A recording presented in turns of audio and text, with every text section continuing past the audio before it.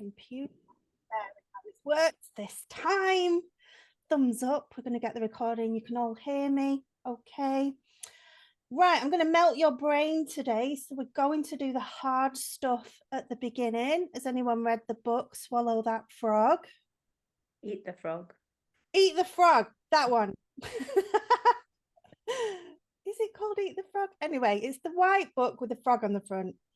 So we are going to do our 4-hour workday. As a lot of you know me, you know that I've burnt out quite a lot of times in my business. I'm a workaholic. I love to just work and do my business. But actually, it was an argument with my daughter that made her move out, that made me reassess life and reassess, well, actually, what do I like doing? What are my hobbies? I've just lost my daughter. She's 18. And I've spent all that time working and being a workaholic, and we don't want that. So what I did then was I worked really hard to get laser focused on why do people become my client? Why do people buy from me? Why do people join me? And I put that into a formula, which I'm going to teach you today. And we can be really busy for 8 hours doing busy stuff, or we can spend 4 hours being really laser focused on the things that actually will bring us clients. And that's what I want to share with you today. So welcome to the Power of 4 workshop, the Power of 4 being the power of 4 hours. Now, this 4 hours, we're going to be doing it together, but what we do together today will actually fit into 2.5 to 3 hours, because obviously there's me talking in between. So what are we going to do with that 4th hour, or that 3rd or 4th hour? Actually, we're going to be seeing our clients and delivering. So we don't actually have to do all this stuff for 4 hours. That's good news. You can obviously do more activities. The more activities you do, the more momentum that you build, but we have to have a cut-off point, and I have to be really disciplined with myself and say, okay, I've done those laser focused activities now. Maybe I could have done that. I'll save that for tomorrow. And now I'm being super disciplined with only doing 2.5 hours of these activities. What should I do? Housekeeping. So let's start with housekeeping first. If you want to whittle, you don't have to raise your hand. This isn't a classroom. You can just mute yourself. You know, we don't want to hear you whittling, obviously. Mute yourself, put your video off. If you want to get a snack, if you want to walk around, stretch your legs, you know, you don't have to ask permission. My one concern with that is if you spend too much time away from the room, you might miss the next activity. You might miss where we're up to. So you'll just have to jump back in and go with the flow. I don't want everybody disappearing and keep saying, where are we up to? What did I miss? Because that will spoil the flow of the day. We're going to be here for 4 hours. I'm going to be talking to you for the first 30 minutes to talk you through the principles and the formulas and the way that the 4-hour workday goes. Like I say, if you need the toilet, if you need a drink, if you need something to eat, if you need to get a snack, I don't want anybody collapsing on us. Go and get a snack, you know, switch your audio off, mute yourself, switch your video off. I think somebody's got a bit of a medical appointment, phone call, that's absolutely fine. Just switch yourself off and mute yourself, right? You'll get the replay later on today. It will take quite a while with it being 4 hours to upload onto YouTube.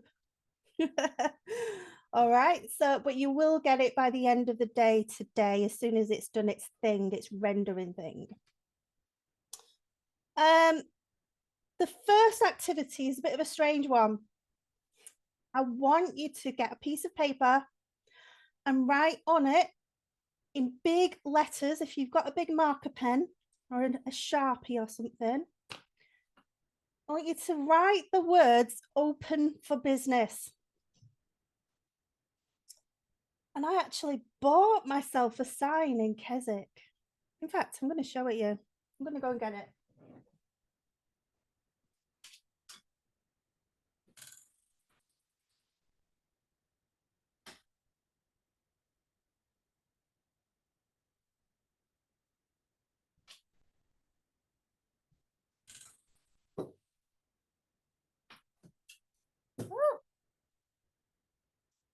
I need to glue it. But basically, can you see this? It's upside down. But can you see?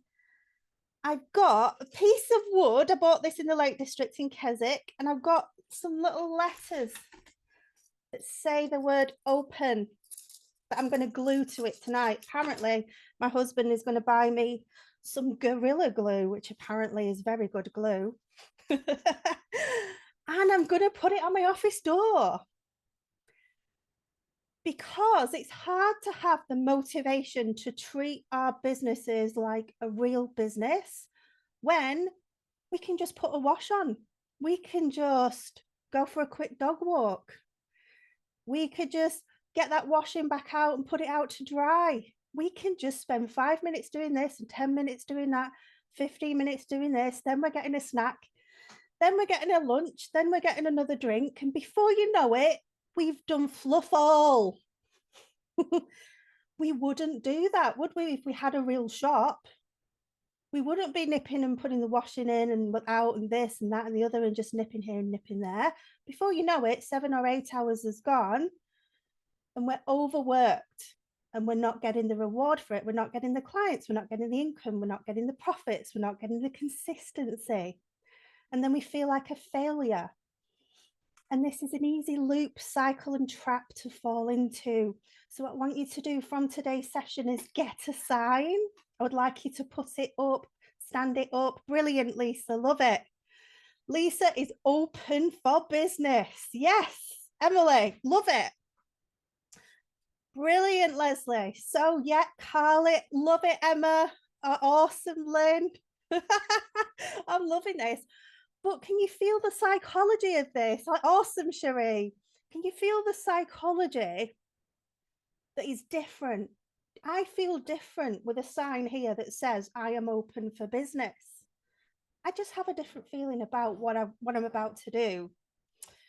So I'd like you to take this principle and apply it every single day. If you can get a sign, if you can glue something together like I am, maybe you can find something online. And every single morning, treat your business like a real business, like a shop where you're flicking that sign.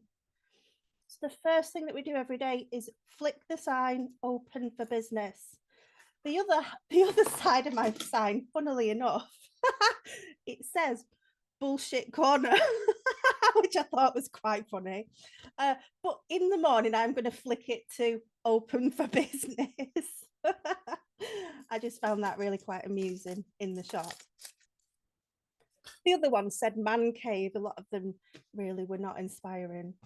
Okay, and the next thing we're going to do in the morning is we're going to ask ourselves, who am I making my offer or offers to today? So I want you to write that down.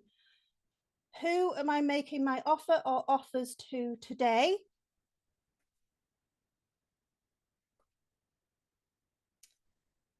And what are my offer or offers? I know the grammar of that was not correct, but whatever the grammar is, what is my offer or offers today? So that's the first 2 questions we're going to ask ourselves after we've flipped that sign over. And while our brain is fully functioning at the beginning of the session, at the end of the day, you're going to ask yourself, before you flick that sign back over, who did I make my offer or offers to today?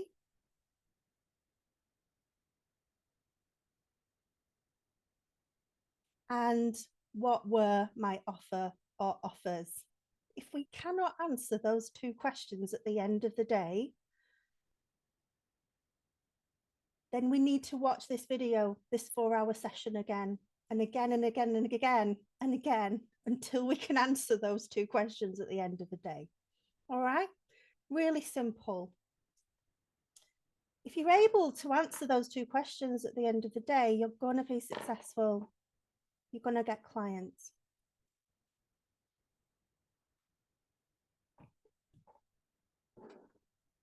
Because you're going to be making your offers. You're going to know exactly what your offers are. And that's the difference. Right, so I'm just going to share one slide with you, which is the main principles that I'm going to be teaching you today.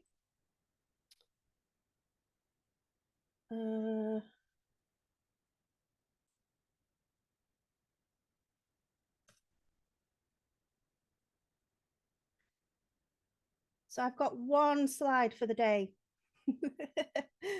Oh.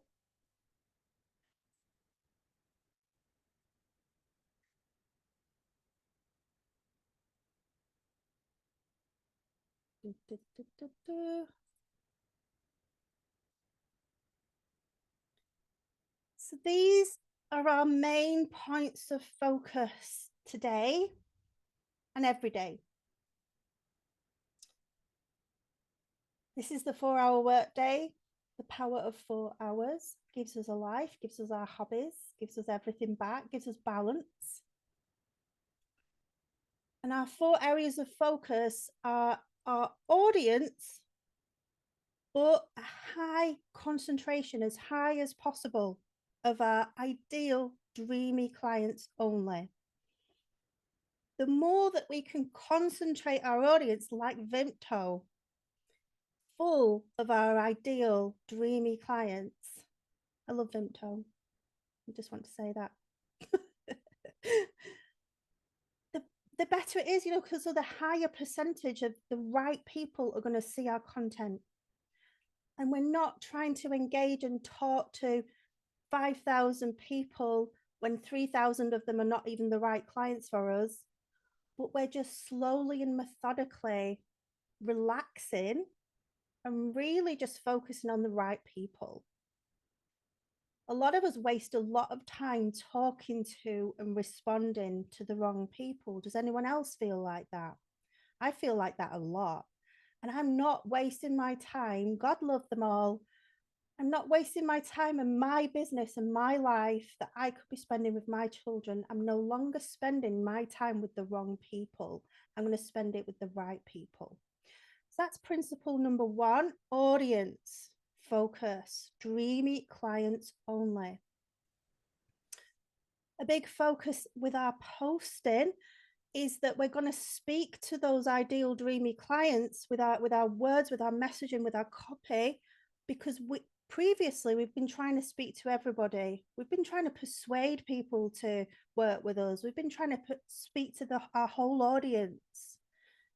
But from today, we're only going to speak to our ideal dreamy people, the people who are ready to work with us. They want to, they're ready to make that move. They're ready to take that shift. And the second principle I'm going to teach you in a minute is the quality creed effect content. So it's quality over quantity. It's not about trying to create lots and lots of different posts and post everywhere. Yes, we will repurpose. Yes, we will be able to post in different places in a laser focused, timely manner. But the focus is quality, and the focus is my creed effect content framework, which I'll share with you in a minute. These are the types of posts that I've done a lot of studying, and are the types of posts that will get you clients in your inbox, will get you people booking calls. Quality over quantity. Number 3 is all about touch points. I myself have not made enough touch points with the right people. I end up getting in a bit of a mess with my leads list. Then I end up creating another leads list, and then I'll create another one. And then I've got 20 leads lists. I don't know if anybody else falls into this trap that I've fallen into many times. So much so that the most touch points I've had with one person is probably 3. And that's like that's being generous to myself, probably 2. But we're going to get laser focused on having at least 10 touch point cycles with our absolute dream perfect clients, those people who are responding back to us, not the ones who are ghosting us, the ones who are responsive and who fit our ideal client avatar. So that's number 3. And then number 4, of course, is that we've got to make our offers. I've had so many people coming to me over the last decade Abbie, I'm not making any money. I've not got consistent income. I just don't know what's going on. I can't understand it. And I say, oh, okay, let me quickly have a look at your content. And you can guess what I'm about to say. I say, well, where are you making your offers? How can anyone buy for you? They've not got a crystal ball if they don't know what you're offering. Oh, well, my offer's on my website. Well, what's going to make them click on your website? Have you got any content to make them go there? No, no. So this is why, quite simply, they're not making those offers. And we don't need to make our offer once a week. We want to be making our offers on a daily basis because we are open for business. Real shops sell their stuff all day long. They make their offers all day long. From the minute they open the door, they put the sign over on the door, to the minute they flip the sign back over. We've got to treat our businesses like a real business. We've got to make our offers. We genuinely want to help people. We want to transform them. We want to be of service. We're not trying to trick people into buying from us. We actually want to give them the transformation that they desire. So that's the one slide. If anyone wants a copy of this slide, I'm happy to send it to you after today's session, or you can screenshot it or whatever. Right, let me get out of this.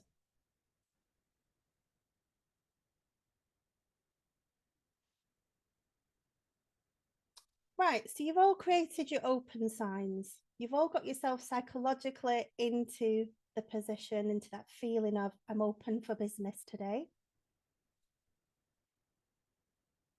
You all understand the 4 core areas that we're focusing on. Obviously, you probably don't understand the creed effect one yet, but I'm going to teach it you in a second. And I want to share with you our little spreadsheet that we're going to follow today. I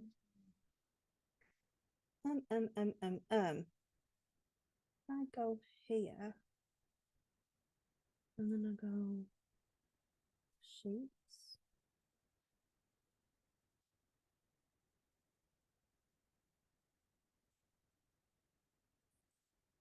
Anyone with a link can view. So I want you to go file, make a copy of this spreadsheet, and I'm actually going to attach today's video recording here. So there's no video here, but there will be later on.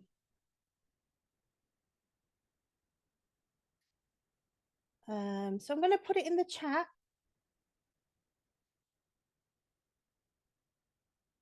I'm so amazed that you're joining us at 4 a.m.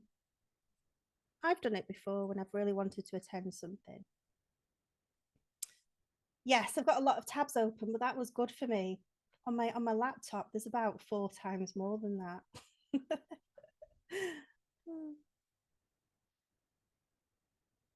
Yeah. Okay, so make sure you've got that spreadsheet.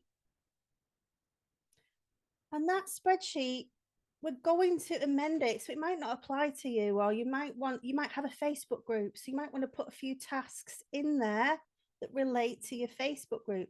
You might get a lot of clients from posting in other groups. So you might want to add that as a task. I didn't want to add every single possible task that possibly relates to any potential human being, because otherwise it's too overwhelming, isn't it? But I just want you to be aware of there might be some daily tasks that you do that are effective for you that don't apply to everyone.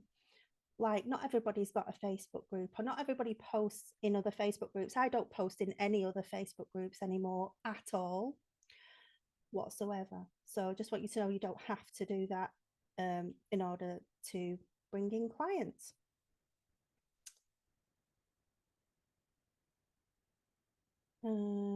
Okay, so just make sure you go file, make a copy of that spreadsheet. I've not edited the whole entire spreadsheet. This is a spreadsheet that I've taken from our academy and from our mastermind. I've just added a week in there for the Power of 4 workshop, because you're going to amend it anyway.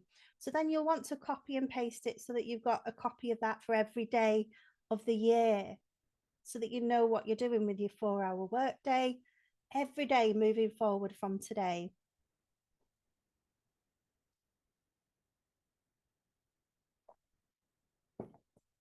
And that is an awesome spreadsheet that doesn't allow for putting the washing in or putting it up to dry.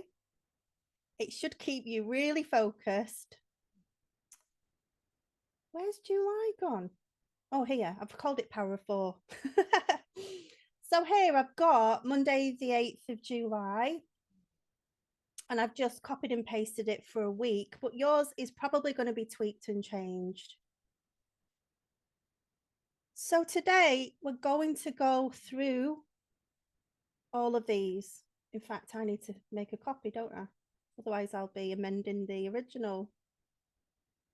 Let me do that now.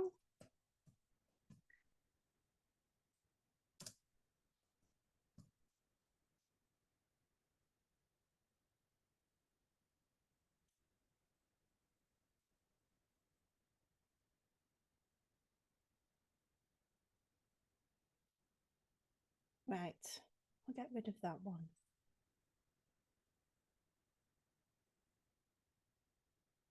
So on the first tab of this spreadsheet, you want to know what you're offering every week. And you might have just the same offer that you offer all the time. Like you might have a group program and you might be offering that every day, all year. Brilliant. That's really simple. I completely recommend that.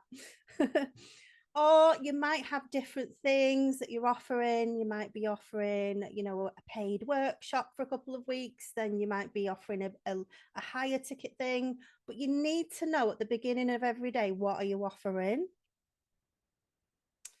So I'd like you to fill in this page of the spreadsheet. And actually, we're on week 2 of July.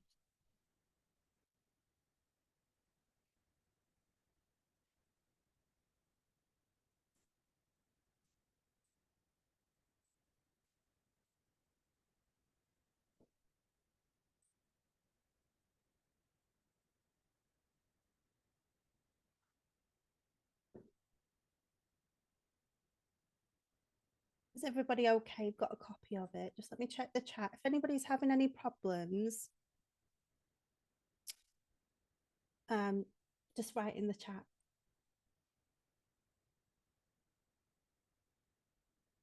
Yeah, we're all okay. So you've all made a copy of that. I'd like you to fill in that.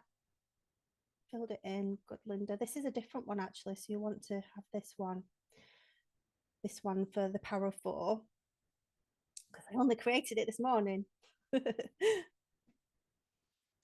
like you to write here, why is it important for you to get consistent clients, consistent income? Why is it important for you to do the Power of 4, to be able to work 4 hours a day and be fully booked? And this is something I'd like you to work on moving forward, because it's easy to say, oh, I want to be able to afford my daughter's private schooling. Oh, I'm not getting on with my husband right now. I want to leave him.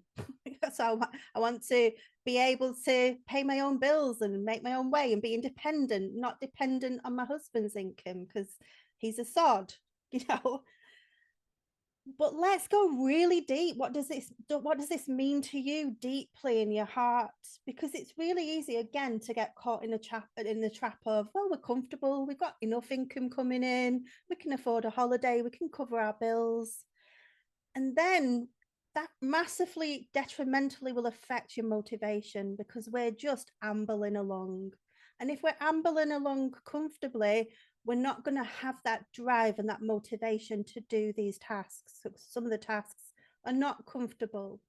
They do take you outside of your comfort zone. I've not even spelt my name right here. Right. Okay, so I'd like you to fill in this box. Why is this important to you? Why is it important to you to be able to get more clients or be able to put your prices up? To be able to work on your offers so you're spending less time with your clients or less time in your business? Why is it important for you to double your income? And then ask yourself, well, why is that so important?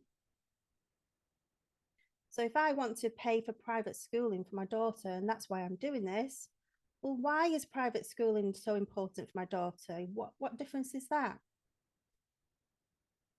so that she can have a better education, be in a better environment, be surrounded by better people, have better quality facilities. But why is that important?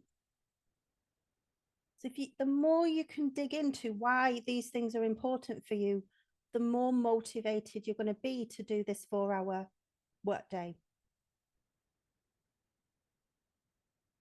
And it's often because we've not dug into this question enough. If you're just ambling along, this is the reason why. We might think, oh, I've got mindset issues, I've got money mindset issues. It's usually this is the reason why we've not dug deep enough into this question. And it's easy to fall into a trap of thinking I've got a mindset issue. I've got a money mindset block. Oh, I've got a block. And until I release this block or get some help with this block, I'm never going to be able to get more clients or be successful or double my income because I've got a block. And actually believing and thinking that you've got a block can stop you. It can block you in itself. And we don't want that. We want to feel empowered and motivated, and digging into this question will help you. So I'll let you, dig into that question, for the rest of the week, but it's good to, think about it for today. And then really important, often coaches, consultants, service-based business owners try to sell their offer. But what you actually want to sell is your call to action. Stop selling your offer. Because if you sell the call to action, you'll move people to your call to action. And then in your call to action, you sell your offer. What do I mean by that? Well, you might be doing a DM, an audit in the DMs to see if this is going to help you or this is going to be a fit for you. You might have a special audit call where you audit their whatever it is that you do, whatever niche it is that you do, and you discuss how the different possibilities of how you can help them further. So they are open then to having a conversation of your offer or offers. So very important for you to write in this box, what is your key call to action? And I don't want it to be a coffee chat. I don't want it to be, just a 15-minute discovery call. These things worked 6, 7, and 8 years ago. Having a discovery call button embedded into your website, hidden away from the world, that worked 8 years ago. It doesn't work anymore. We have to be talking about our very valuable call to action.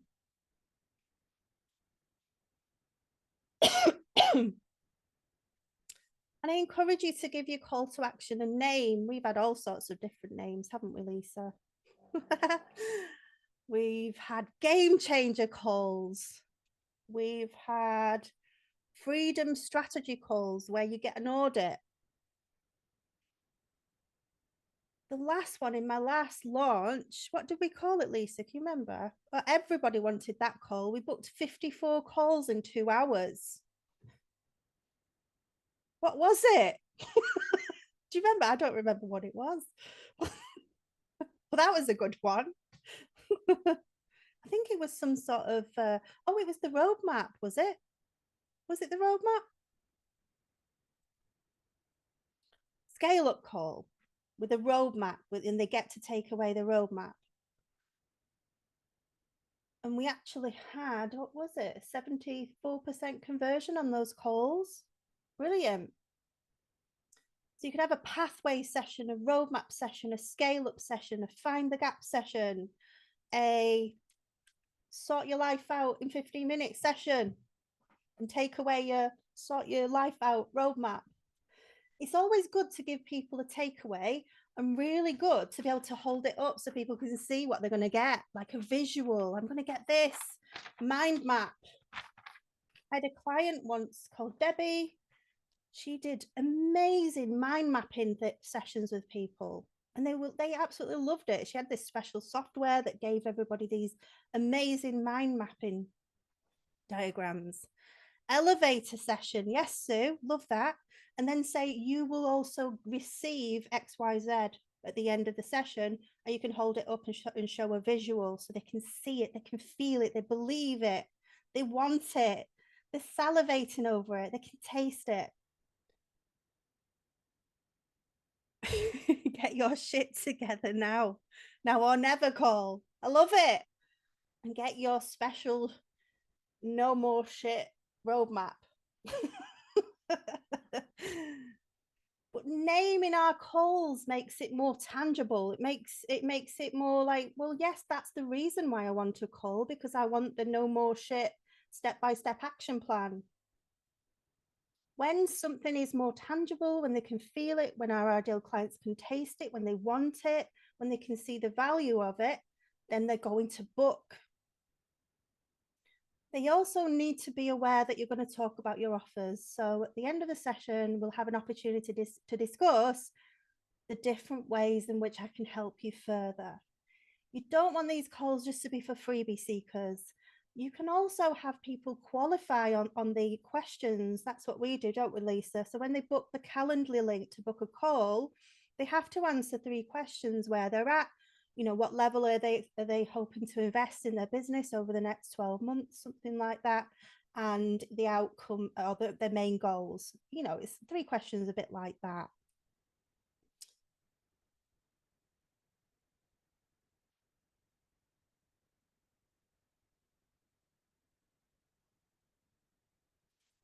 Okay, so has everybody written in that spreadsheet what is your call to action? Because we can't create content without knowing what our call to action is.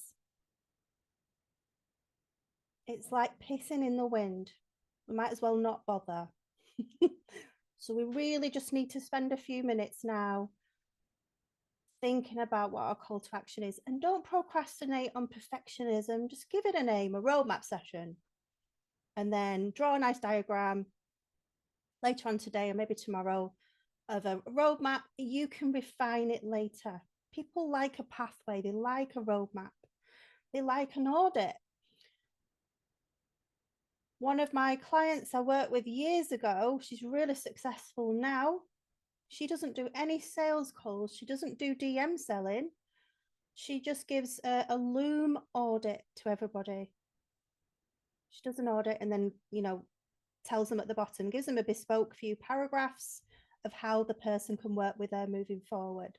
So she gets to do that in her own time. She doesn't have to put people in a diary and rejig her life and all of that. I really like that, actually. So the different calls to action suit different personalities, different people.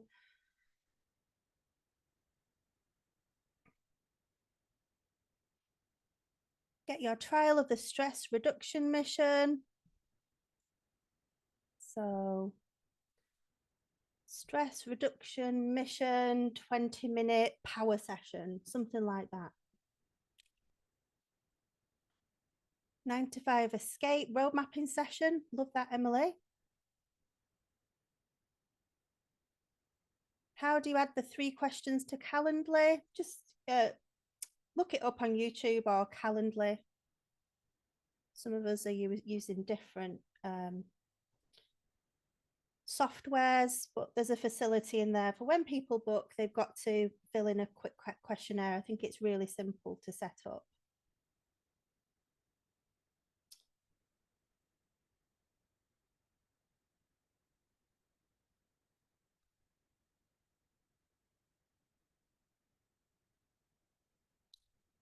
Yeah, now is the time. Call with roadmap. So the more tangible we can name this call to action, maybe I should do a call to action cheat sheet. I could do that. That would be good, wasn't it? Some of these ideas are good, but they're just a little bit vague. They're a little bit wishy-washy. Try to be really specific. Finding the 4 gaps in your business stopping you from becoming fully booked right now. Join the 4 gap roadmap session. Get your 4 next action steps. It couldn't be any clearer than that. You're going to get the 4 things missing in your business, and you're going to get an opportunity to take them away at the end of the session. Yes, I will do a call to action cheat sheet.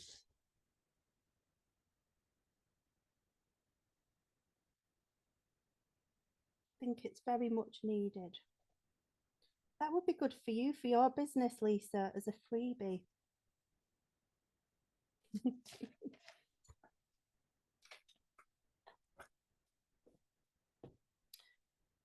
Right, so you filled in that box. You know what you're offering this week. You know why you want to succeed.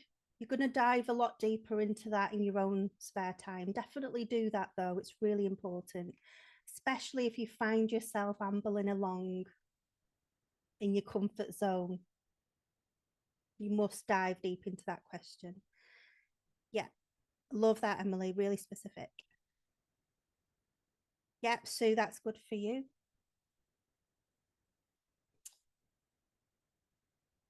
You've filled in your call to action now. You know what your call to action is. If you've got no idea, just put roadmap session. That can usually work for any niche. Pathway power session. Roadmap power session.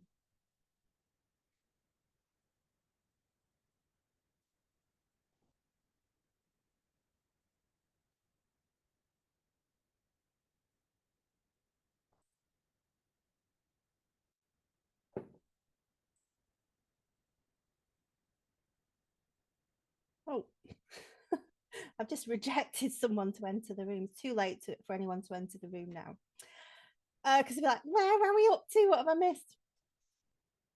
So, what's next? I want to share with you the Creed Effect formula because you kind of know who your ideal client is. You're going to work on that, but you should know who your dream ideal client is. And you should know that we need to be able to find him or her online in order to connect with those dream ideal clients.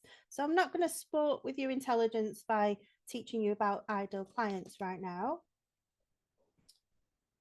You know about touch points. We can all get better at more touch points. I certainly can because I've got very much an ADHD brain, 2 touch points and I forgot the person.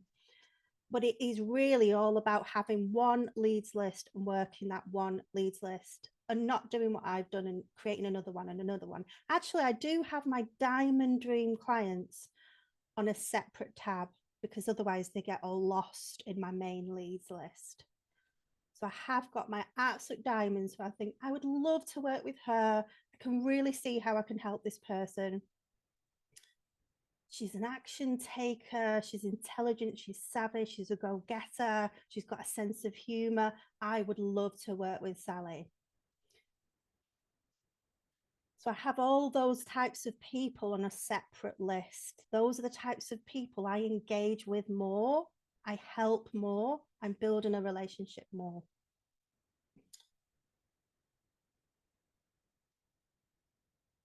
So you know about touch points, you know about following up. We can all get better at following up. We know we don't want to be spammy. We don't want to be going, hey, buy my thing, to cold lead.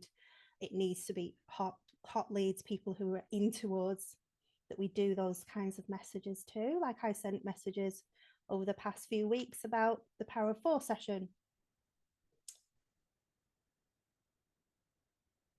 And you know about how to make your offer. So these are the 4 circles of today's session. We all know about, this is what I've got this mastermind. It's for you if, it's not for you if you're interested, I've got 3 spaces. These are the outcomes. These are results. If you're interested, join our super powerhouse road mapping pathway session where you get 10 audits for free. Yeah, we all kind of know how to make a direct offer like that. So that's 3 of your circles from today's session that we all kind of already know.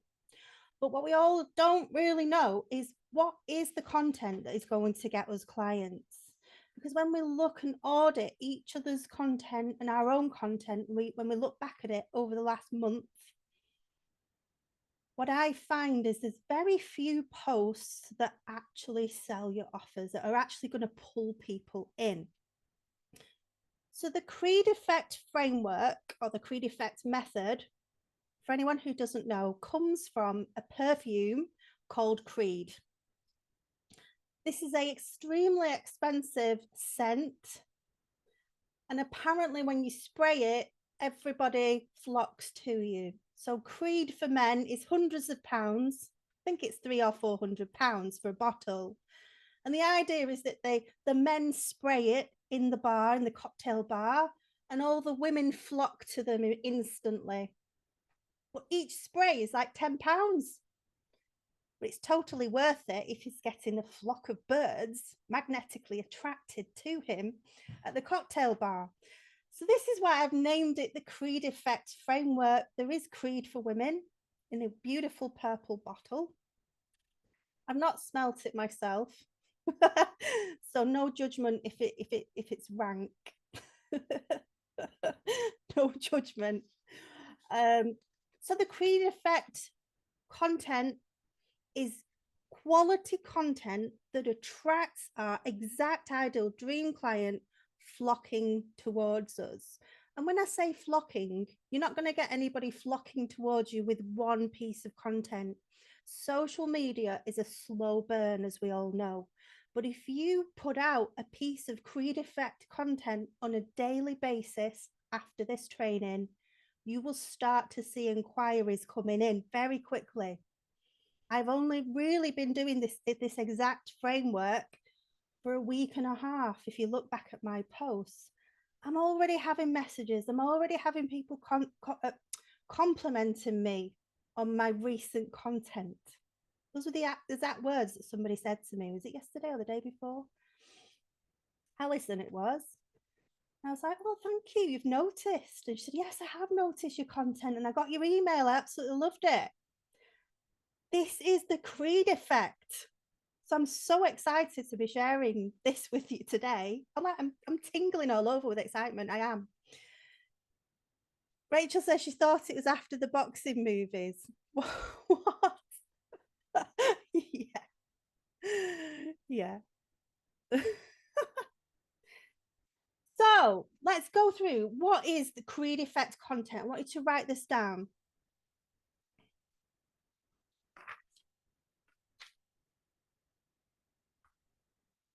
Creed Effect content primarily comes from your state of mind and your energetic state when you create this content.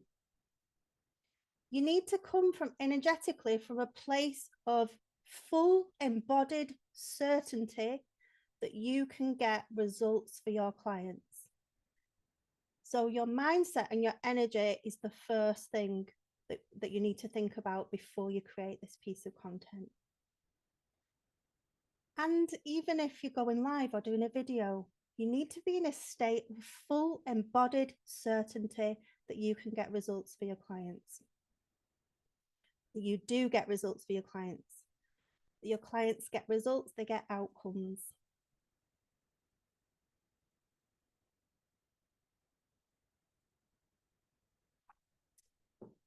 Now, I've been in a situation where I've had, people join in my mastermind or a group program, and then they haven't done a lot of the work. They've not been doing the daily tasks. They've not been doing the work. They've not been checking in with me. They've not been coming to coaching. They've not been asking me questions. And then I see that they're not really getting results. And I start to doubt myself. I'm a bad coach. I'm a rubbish coach. I can't get results for all my clients. I need to get results for 100% of my clients, and I'm not. And I start to spiral downwards, and it's really horrible, that feeling. Or if somebody defaults on a payment because they went and they saw something else and that looks good, and they're going to bunny hop from one thing to another and spin around and around and around forever. I take that personally, and it affects my confidence. It affects the way I see myself.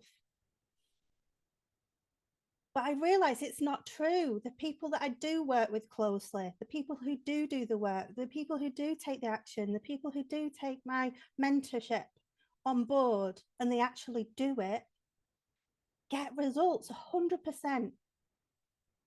So I want you to really, really embody those people who really work with you, who really respect what you're doing with them, who you can transform. And that's where this embodied energetic state comes from, of certainty. That's the key word here. Certainty that you can get 100% results for every single person. What they do on their side of the table is really down to them, isn't it? But what you do on your side of the table, you're in a full embodied, energetic, yes, I can get you these exact results that you want. Actually, we get some people on calls that I think I can't get that person results, don't we, Lisa? There's quite a lot of people we're just like, we don't think it's right for you. You know, if it's not a fit, if it's not right for them, that's a different situation. But if somebody does fit your ideal client avatar, you can come from a full embodied 100% certain, yes, I can get you results. Okay, so that's the first piece of the Creed Effect content formula. So important. You're in this state, this vibe, this tone of authoritative certainty, not preaching, but you're in this embodied certainty, this state. So you're going to spend a few minutes getting yourself into that state, dealing with your own mindset gremlins, taking away those doubts, thinking about those people you have got incredible results for, and getting yourself into the mindset of, gosh, I've got Debbie these results, I got Sally these amazing results. They're the ones who fully took on board my coaching and training. So you're in that state. It takes you, whether it takes you 1 minute, 5 minutes, you need to be in that state first. And then we need to be creating one of these pieces of content. Okay. And the second caveat, so the first caveat is your energy, your mindset, full certainty, full embodied certainty. The second caveat is that we're only speaking to our ideal clients who are ready to work with us with a full yes. We're not trying to persuade those people who are on the fence. We're not trying to speak to our whole audience. Most people, they're not ready, or they're not going to do the work. We want to speak to the person who is our ideal dream client, who's ready to make the move, who's ready to make the shift, who's going to take the action. So those are the two initial caveats, or whatever we're going to call them, that need to be in place first before we create this piece of amazing Creed Effect content. Previously, we've often been speaking to everybody. I've done this, totally done this for years, trying to speak to everybody in my audience. And now I've shifted, and now I'm directly speaking to people who are ready to double their income in half the working hours. I'm only speaking to those people.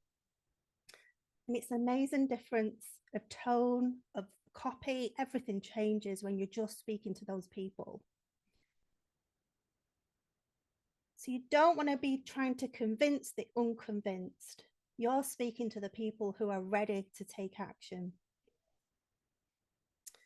So the number one type of content that is Creed Effect content. So all of this is authority building content. Creed Effect content is authority building content. And when I say authority building, it's not like, oh, I've been coaching for 10 years and I've got all these certificates and I've got 2 degrees and a knighthood or whatever, That's not what I mean by building authority. Yes, it helps to, show your book or have your podcast. All those things do help. But authority content is a tone of voice where you are shifting the perspective or the belief of your ideal client. So if someone believes that they need paid ads in order to get fully booked, I can come in with a really strongly worded post all about, well, look what I've done over the last 10 years and not had any paid ads. I actually dabbled twice. They were very, very bad, So the first type of content is content where you position your authority and you help people to shift their belief, to shift their perspective. If someone thinks in a certain way and reads your posts and realizes they don't have to think in that way anymore, that way was dragging them down, that way was holding them back, and they see your new perspective from your amazing post coming from this tone of certainty that you can get results for all your dream clients, and you help them to see a new perspective and go, wow, yeah, I can do this in 4 hours a day. I don't have to spend 8 hours or 10 hours or burning out. They will see you as the leader, the person that they need to be taking notice of. And they will search for your posts. If you do this consistently, they will be searching your name and they will be searching for your posts. And that is the magic of a belief shifting post. If you can get somebody who's holding themselves back with a limiting belief or an incorrect belief and help them to see the new way, they will see you as the leader, the go-to person. And if you keep doing that with different topics and different subjects, they're going to be ready to leap. They're going to want to work with you, providing they want the outcome that you provide. So that's the first one, content where you position your authority and you help people to shift their beliefs.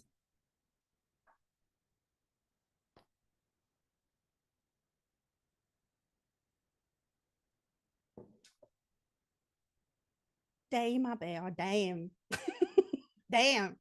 Number 2, content that really captivates people's attention through transformational storytelling. Everyone remembers a story, and this is why you see speakers going on stage and now telling loads of stories. Because we can all say the same thing or give the same training, and it all sort of blends into each other. But if you start to tell stories and client stories, case studies, stories of your own, stories of where you've come from, what path you took, what method you took, how you got to where you are, they will remember your story. I've had people come to work with me because they said, I've burnt out too, and I knew you'd gone through it as well, Abbie. I knew that you understood what it feels like. Mental health, I've gone through mental health issues. I've had people come to me and say, because I thought, talk about my mental health, people will think I don't want to work with that loony bin business coach, Abbie. It actually makes people who have struggled with mental health, mild depression, come to me because I understand how that feels. Now, I'm not saying you need to air all your skeletons or, share lots of vulnerable stuff. You absolutely don't. What I'm saying is that stories are memorable and it makes the right people come to you. You stick in their minds because they remember your stories. So that's the second piece of creed effect content. Transformational storytelling. Like I say, it can be your story, it can be a client's story, it can be a case study, it can be a list of different mini stories.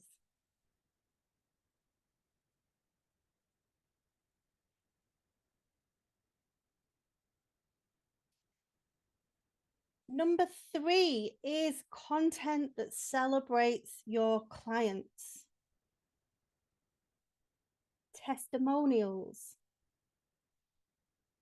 You celebrating your clients' wins.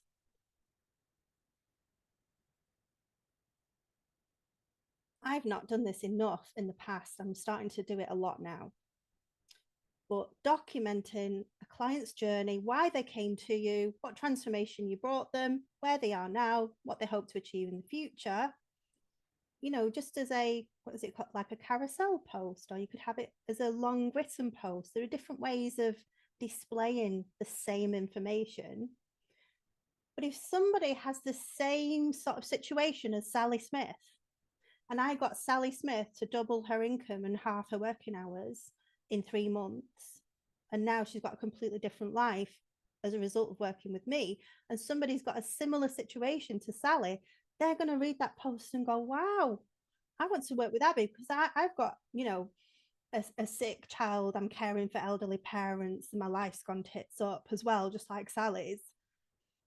And I want the same results that Sally got with Abbie. So can you see how those posts are going to pull people in like the Creed effect to want to work with us, especially if you've got clients who are in a similar situation to other people. So if I said, I've worked with Prince Charles and I got him an amazing result, not many people are going to really relate to good old Charlie. But often we're working with people in similar situations to a lot of other people. I work with a lot of people who've got young children, young families, caring, they've got, sick elderly relatives, grief, they're going through grief, things like that. So that's the third piece. And I hope you can see that you can create so many different pieces of content in piece 1, piece 2, and piece 3. So this is just not one post, one post, one post. You can create hundreds of posts that shift beliefs and shift perspectives. You could do testimonial posts about all your clients. You could do story posts about other clients who haven't given you a testimonial, but just a story about them. Yes, King Charles, Jennifer. Sorry. I always think of him as Prince Charles still. King Charles. I remember on the day he was made king, all the newsreaders were still saying Prince Charles. But that was on the same day. Here's me about a year later.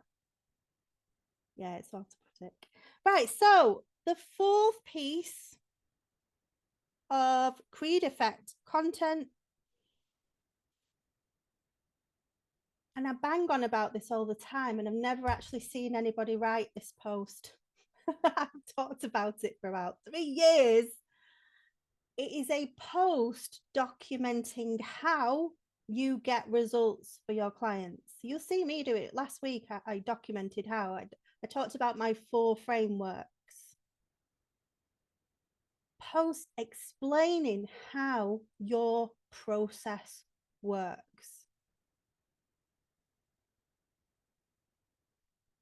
I've talked often about wanting to work with a therapist, and I couldn't find a therapist that said, yes, I've worked with people with PTSD, Abbie, and this is the process I take you through, because a lot of people I work with have been through hundreds of hours of counseling and it hasn't helped. So this is how my process works for people with PTSD. Now, I've never, ever found anybody that was able to talk to me in that way. They just go, oh yeah, I can help with PTSD. Yeah, I can help with that. And I glaze over because I don't understand, because I've been through hours and hours of counseling. So I don't understand how their method would be different to all the hundreds of hours of counseling that I've had. And this is a piece that most therapists, healers, hypnotherapists, in that industry are massively missing, especially, and this applies to any niche, is people not explaining how their process works and how it's different to other methods that they have tried, how and why it's better, how and why it's going to work as compared with XYZ standard method. Really powerful copy to get clients to want to come and work with you. And I very rarely have seen anybody writing copy like this. Yeah, Rachel says, isn't that because we're told to focus on the outcomes, not the process? Actually, no, we're told to focus on the outcomes and not the features and benefits. That's what everybody says. Don't focus on the features and benefits. Focus on the outcomes and the results. Yes. But the process, nobody's talking about the process. So definitely focus on the process as well. But the process, when we talk about the process, we obviously are very much talking about the outcomes and the results in all of these creed effect posts. We're talking about outcomes and results. But yeah, process. Good question though, yeah. Okay, so those are the 4 creed effect content posts that I want to share with you today. There are more, but I'm not going to blow your brains with others. Those are the 4 that are really going to change things for you from today, especially if you are consistent. Sorry to say the C word. Sorry, got to say it at least once. All of these posts need to have your call to action at the end, very, very clearly. Not, hey, if you want to discuss this, send me a DM. Hey, if you're ready to work with me, book a call. They're too vague. Let's get really specific with what our call to action is and how people book And then what would that look like? So you book a call with us. I will send you a message on the same day asking you 4 questions. We'll get your call booked and I will ask you 4 questions to prepare for your audit for the call. So people know what's going to happen next. And that removes any barriers of fear and uncertainty. Oh, I don't want to get on a sales call. I'm a bit scared. No, don't be scared of this call because this is what we're going to do. We're going to ask you this. We're going to tell you this. We're going to do an audit. We're going to talk to you, give you the outcomes and talk to you about how we can help you further. That takes away that fear. A lot of people don't book a call. They don't send you a DM. They don't ask you for your audit because they're a bit afraid. So let's, at the bottom of all of these posts, let's remove that fear and get things super clear with what is going to happen next.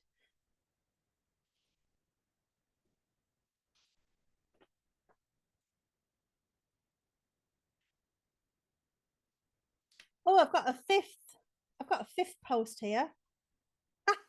It's on the next page. Thought I only had 4. The 5th one is your direct selling post, your direct offer post.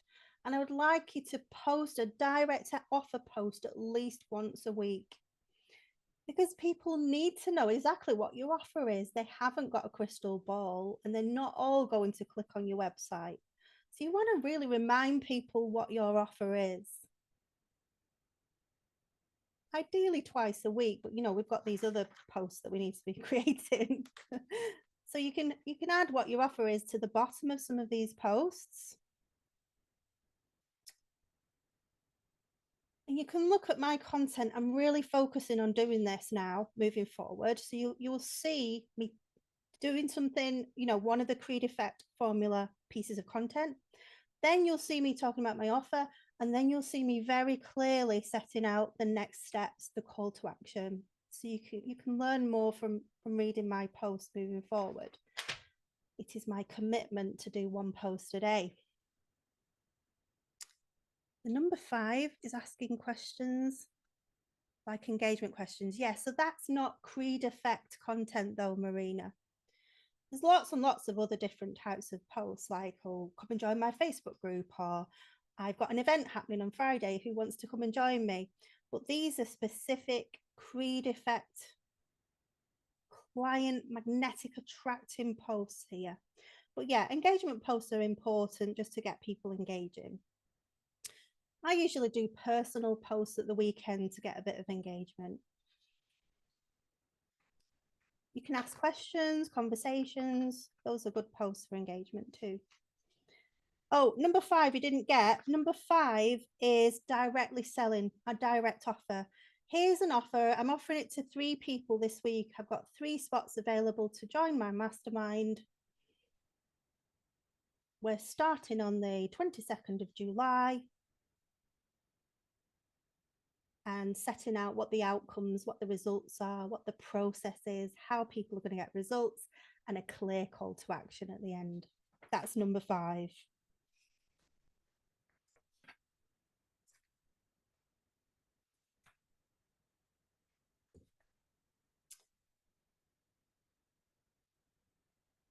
And what I want to say, super important, that's my training and coaching part of today's session over with. Bang on time, actually. I've lost my train of thought. I had something really good to say then. Oh, that's it. Most people I teach this stuff to, they post 1 post and they say, Abbie, it didn't work, didn't get any clients. Can we all acknowledge how ridiculous that is? But yet people say that to me. They also say, oh, I didn't get engagement on those posts, Abbie. I don't think this is working. Again, let's acknowledge how ridiculous that is. We are not looking for likes and loves on these posts. We're not looking for comments. We're not looking for people to go, oh, I love your offer, Abbie. It looks like a really good offer. I don't care about comments, likes, or loves. Nearly every client that I've worked with who fits my dream client has hardly commented on any of my posts, has hardly ever engaged with my stuff. So I'd like us from today to take away this feeling, this need that we need likes, that we need loves, that we need response. If I could pray for us all to just make one change, I would pray for that. Yes, we do want some engagement posts in between. Yes, we do want to show that we're a real human being. Like I showed some pictures of an outing with my husband yesterday, so people can see, well, actually I have got a life and I do stuff. So it builds that know, like, and trust. You know, I posted an engagement post once about how many unpaired socks we have is just really horrendous. I think I've got all the unpaired socks from the whole universe in my house. And it was funny, like, you know, hundreds of comments. That's great. That helps people to see these posts. So engagement posts really help us. But I don't want you to want or look for engagement or comments on these posts. But these posts are going to get you clients. And the more of these posts you write, the more people are going to be looking for your content and wanting to read it. Think about the coaches that you follow where you type in their name because you want to see what else they've posted. It's because their posts are good. It's not because we're commenting on them all or liking and loving them all. It's because we like the content, you know. Yes, Sue commented on nothing of mine before joining. Thank you, Sue. Thank you very much. Yeah, Emily says I hardly get engagement, but she does get DMs. Yeah. Also depends what niche we're in. If we're in a niche where we're dealing with narcissistic abuse or trauma, cancer, you know, more sensitive niches are very unlikely to get comments and engagement on our posts. So it can also very much vary from niche to niche. But I don't want anybody to be bothered about or seeking, you know, that social engagement. Yeah, Jennifer says the cheerleader followers are rare buyers. Most of mine will buy lower ticket stuff, like the people who are always commenting and always responding to all my posts. They're obviously not that busy in their business. They're not that busy building their business, are they? They're commenting on all my posts. I hardly get a chance to comment on people's stuff because I'm so busy. So yeah, they tend to buy lower ticket stuff. Right, let's do some stuff. Yeah. So that hour is the hour that maybe you saw a client, you met with a client or you delivered a training to, you know, if you've got an offer or a program or whatever. That's that hour that I was coaching. Yeah, Jackie says the engagers and cheerleaders can be great advocates and help spread your word. Yeah, it does definitely help to get some engagement. And then the people who are connected to those people will then often see the posts as well. So it's important not to just have creed effect content one after another, after another, after another. Yes, that would work, but it is important to try and invite some sort of engagement and show that and build that know, like, and trust as well in between.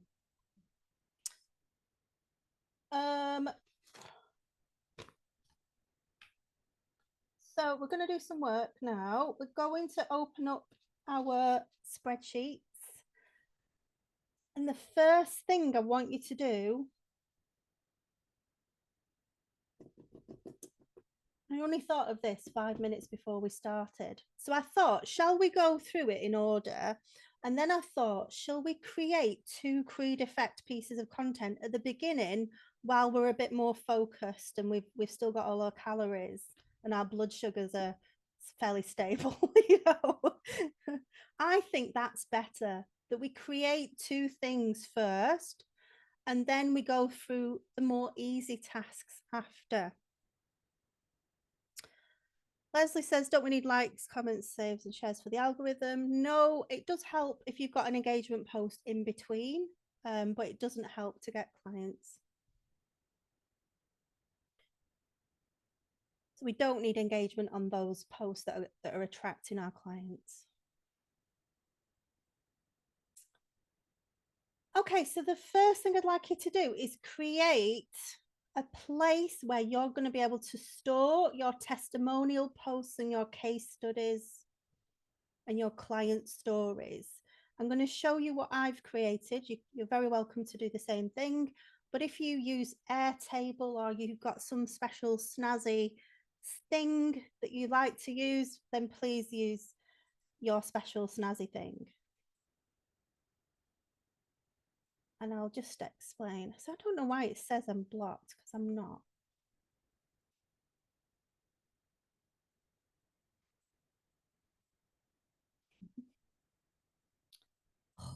Don't know why it's doing this. Right, so just let me refresh.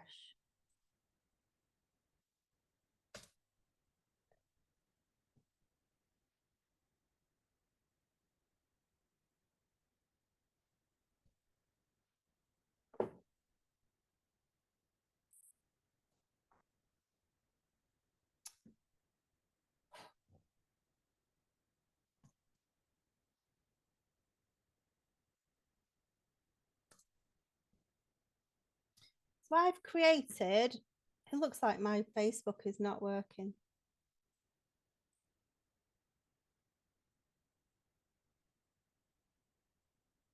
I'm not worried, it's just a bug. I've created a testimonial vault full of tons and tons of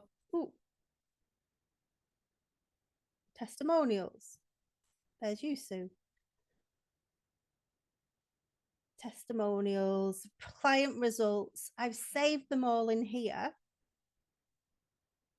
Sorry about my Facebook bug. And what I'm going to do now is also save the posts that are going with it, saving the actual post. So that's my testimonial vault. And then I've also created an authority content vault.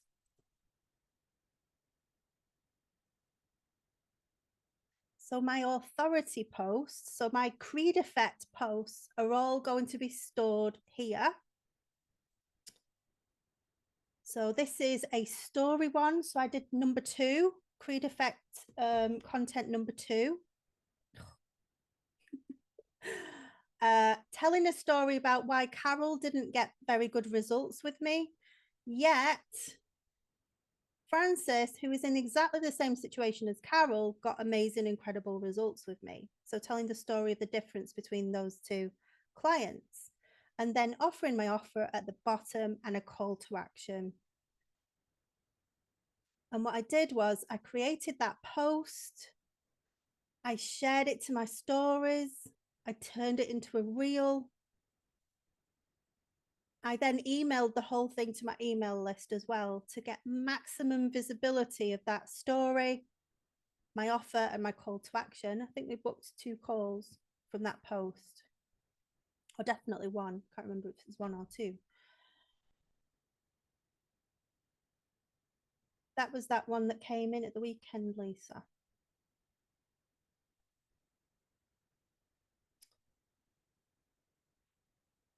Okay, so what we're going to do is create a place where you're going to store your testimonials, your case studies, so that you can dip in, copy, paste, and paste them out onto your content again. We're creating this machine that is going to allow you to work a 4-hour day, a 3-hour day, and potentially a 2-hour day during the week, because you are creating this bank of client getting content. But we need to actually create it and build it and grow it, and not procrastinate on it and say, I'll do it next week. Oh yeah, I'll create that testimonial vault later, because you won't.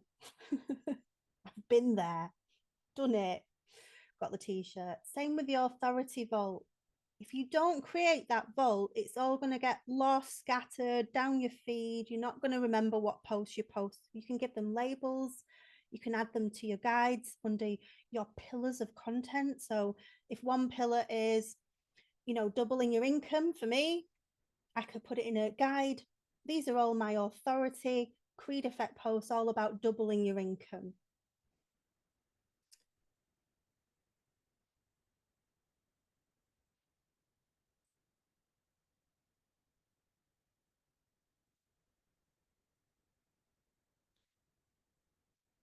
So I want you to create those two vaults, and I want the first post that we create to be a testimonial post or a case study post or just a story post about somebody that we helped, or it could be a post about you.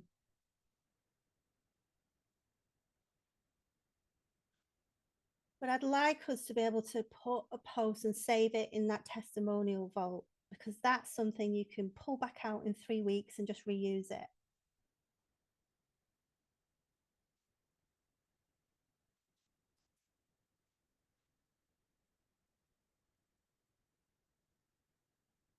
So I'm going to mute myself now while we create our testimonial post. And if you create yours really quickly whilst everybody's still working, then you can move on and create a piece of Creed Effect formula content. And just to give you some ideas, you can look down my feed.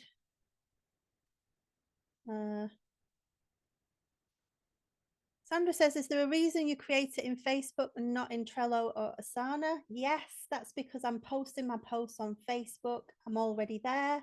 I would be adding in an extra step if I was to use some sort of software, or if I was to save it somewhere else. I would be clicking out of Facebook and would be clicking into that software and coming back to Facebook. It doesn't seem to make much sense to me. I can just save it into my guides. I know how it looks as a post in Facebook. If I was to save it in Asana or Trello, it's going to look different. I want to see how it's going to look on Facebook because that's where I'm posting it. I also put my posts through ChatGPT and I said, please, can you reduce this post to 3,000 characters for LinkedIn? And it actually does a pretty good job. I just have to go through it and slightly reword it and make it a little bit more friendly and sociable, and a bit more my tone of voice. But you know, you can start off by creating a really good post for Facebook because it allows you all the characters. And then if you're on LinkedIn as well, you can just throw it through ChatGPT, make sure your call to action is clear. And again, you've got a really good post there as well. You can store that as well, you know, in your vault. No, I'm not moving away from Facebook. No. Yeah. Yeah, so testimonial post, I've done a really lovely visual image one of Sue, and I'm going to do a lovely visual image one of all my other clients I've got amazing results for. And then I'm going to do some that screenshots nice things that people say. Or you could put a testimonial in a nice Canva graphic. You know, you've seen them, like where you put their face at the top and you write their testimonial and you put their name at the bottom. So you could do it as one page. You could do it. I quite like the one I did for Sue because it tells a story of where she was when she came, what we did, then the results, and then the outcomes. So actually creating a bit of a carousel of how you work with someone. Yeah, so if you finish a testimonial post early, I'd like you to just carry on creating Creed Effect content, and you can look for some ideas on my posts. So I'll show you a couple. So at here, I've done a post. It tells a story of someone who didn't get great results with me and someone who did, and the difference and the reasons why that was. That's quite a good one, like story. This is a good one for you to do as well. Problem that people have, the solution that you offer to that problem. So you could list, well, what are the common problems that your absolute dream, remember it's your absolute dream ideal client, what are the common problems that they've got? And then what is your solution? This bug is really bugging me because I'm not temporarily blocked. So problem one, problem two, problem three, you can do 3 problems, 4. I did like 8, ultimate solution, and then a call to action, book a call. You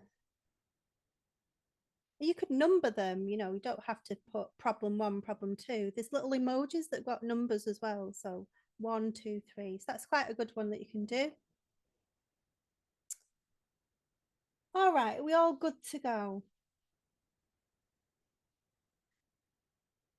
Yeah. Okay, so I'm going to mute myself. I might just take a little bathroom break. Feel free to take a rest break. And we're going to create 2 pieces of content. One, testimonial case study, story, client story type post, and one of the other 5 Creed Effect content formula posts. It could be a direct offer post. You might want to just do that one. And after we've done that, we're going to be going through our spreadsheet. We're going to be ticking off the tasks in our spreadsheet all the way up to 4 o'clock. And that will be a 4-hour workday.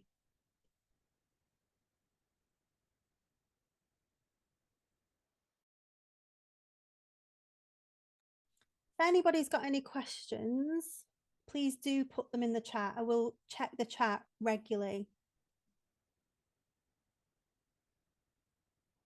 I also, in about half an hour's time, I'll also talk to you about core content. Core content, I did one last week, and that was my DMs masterclass. If we want really good visibility, if we want to position ourselves as an authority, we ideally need to be creating core content.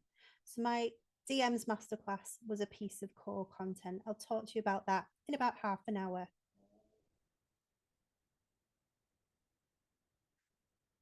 Yes, that's fine, Sue. Invite away. I can be an admin of anyone's groups or your content vaults and things, just in case anything happens to your Facebook.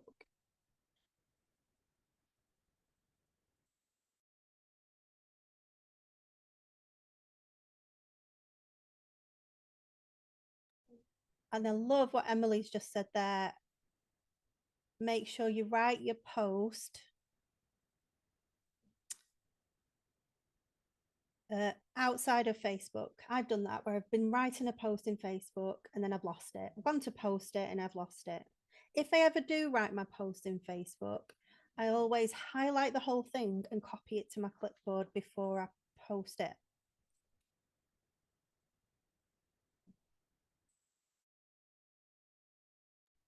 Right, so we're going to take half an hour now to create some content.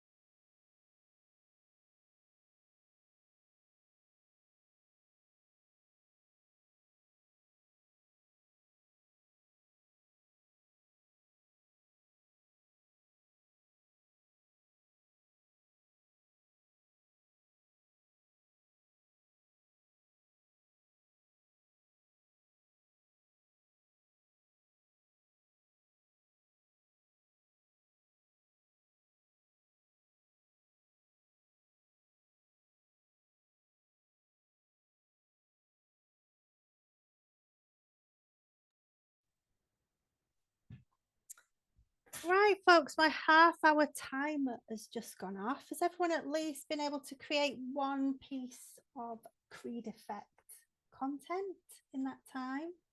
Does anyone need a little bit longer? Put your thumb up if you need a little bit longer. Tiny bit longer. Shall we leave it another 5 minutes for people to finish off? Because then I want to talk about I've forgotten. I think it was a DM strategy or something. I can't remember that. I'll remember in 5 minutes. Just hit post. Brilliant. Yeah, I just need to post mine too. Emma says, can I ask, when you write your process, is that detailing what happens when you work with a client, or do you mean something else? I mean, actually, how do you get results for a client?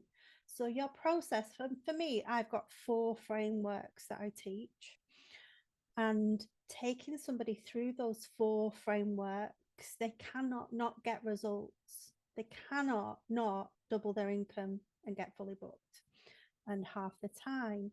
So I imagine all of us have got a process that we walk people through. So it's not that, oh, you come here and then you get a coaching log and then you come on the group coaching calls. They're more like the features of what happens when you work with me. It's more that explaining, how do you get the results? Well, I take you through this framework, and then we go and move to the second framework. Once that is done, it's the process of how we get somebody the results.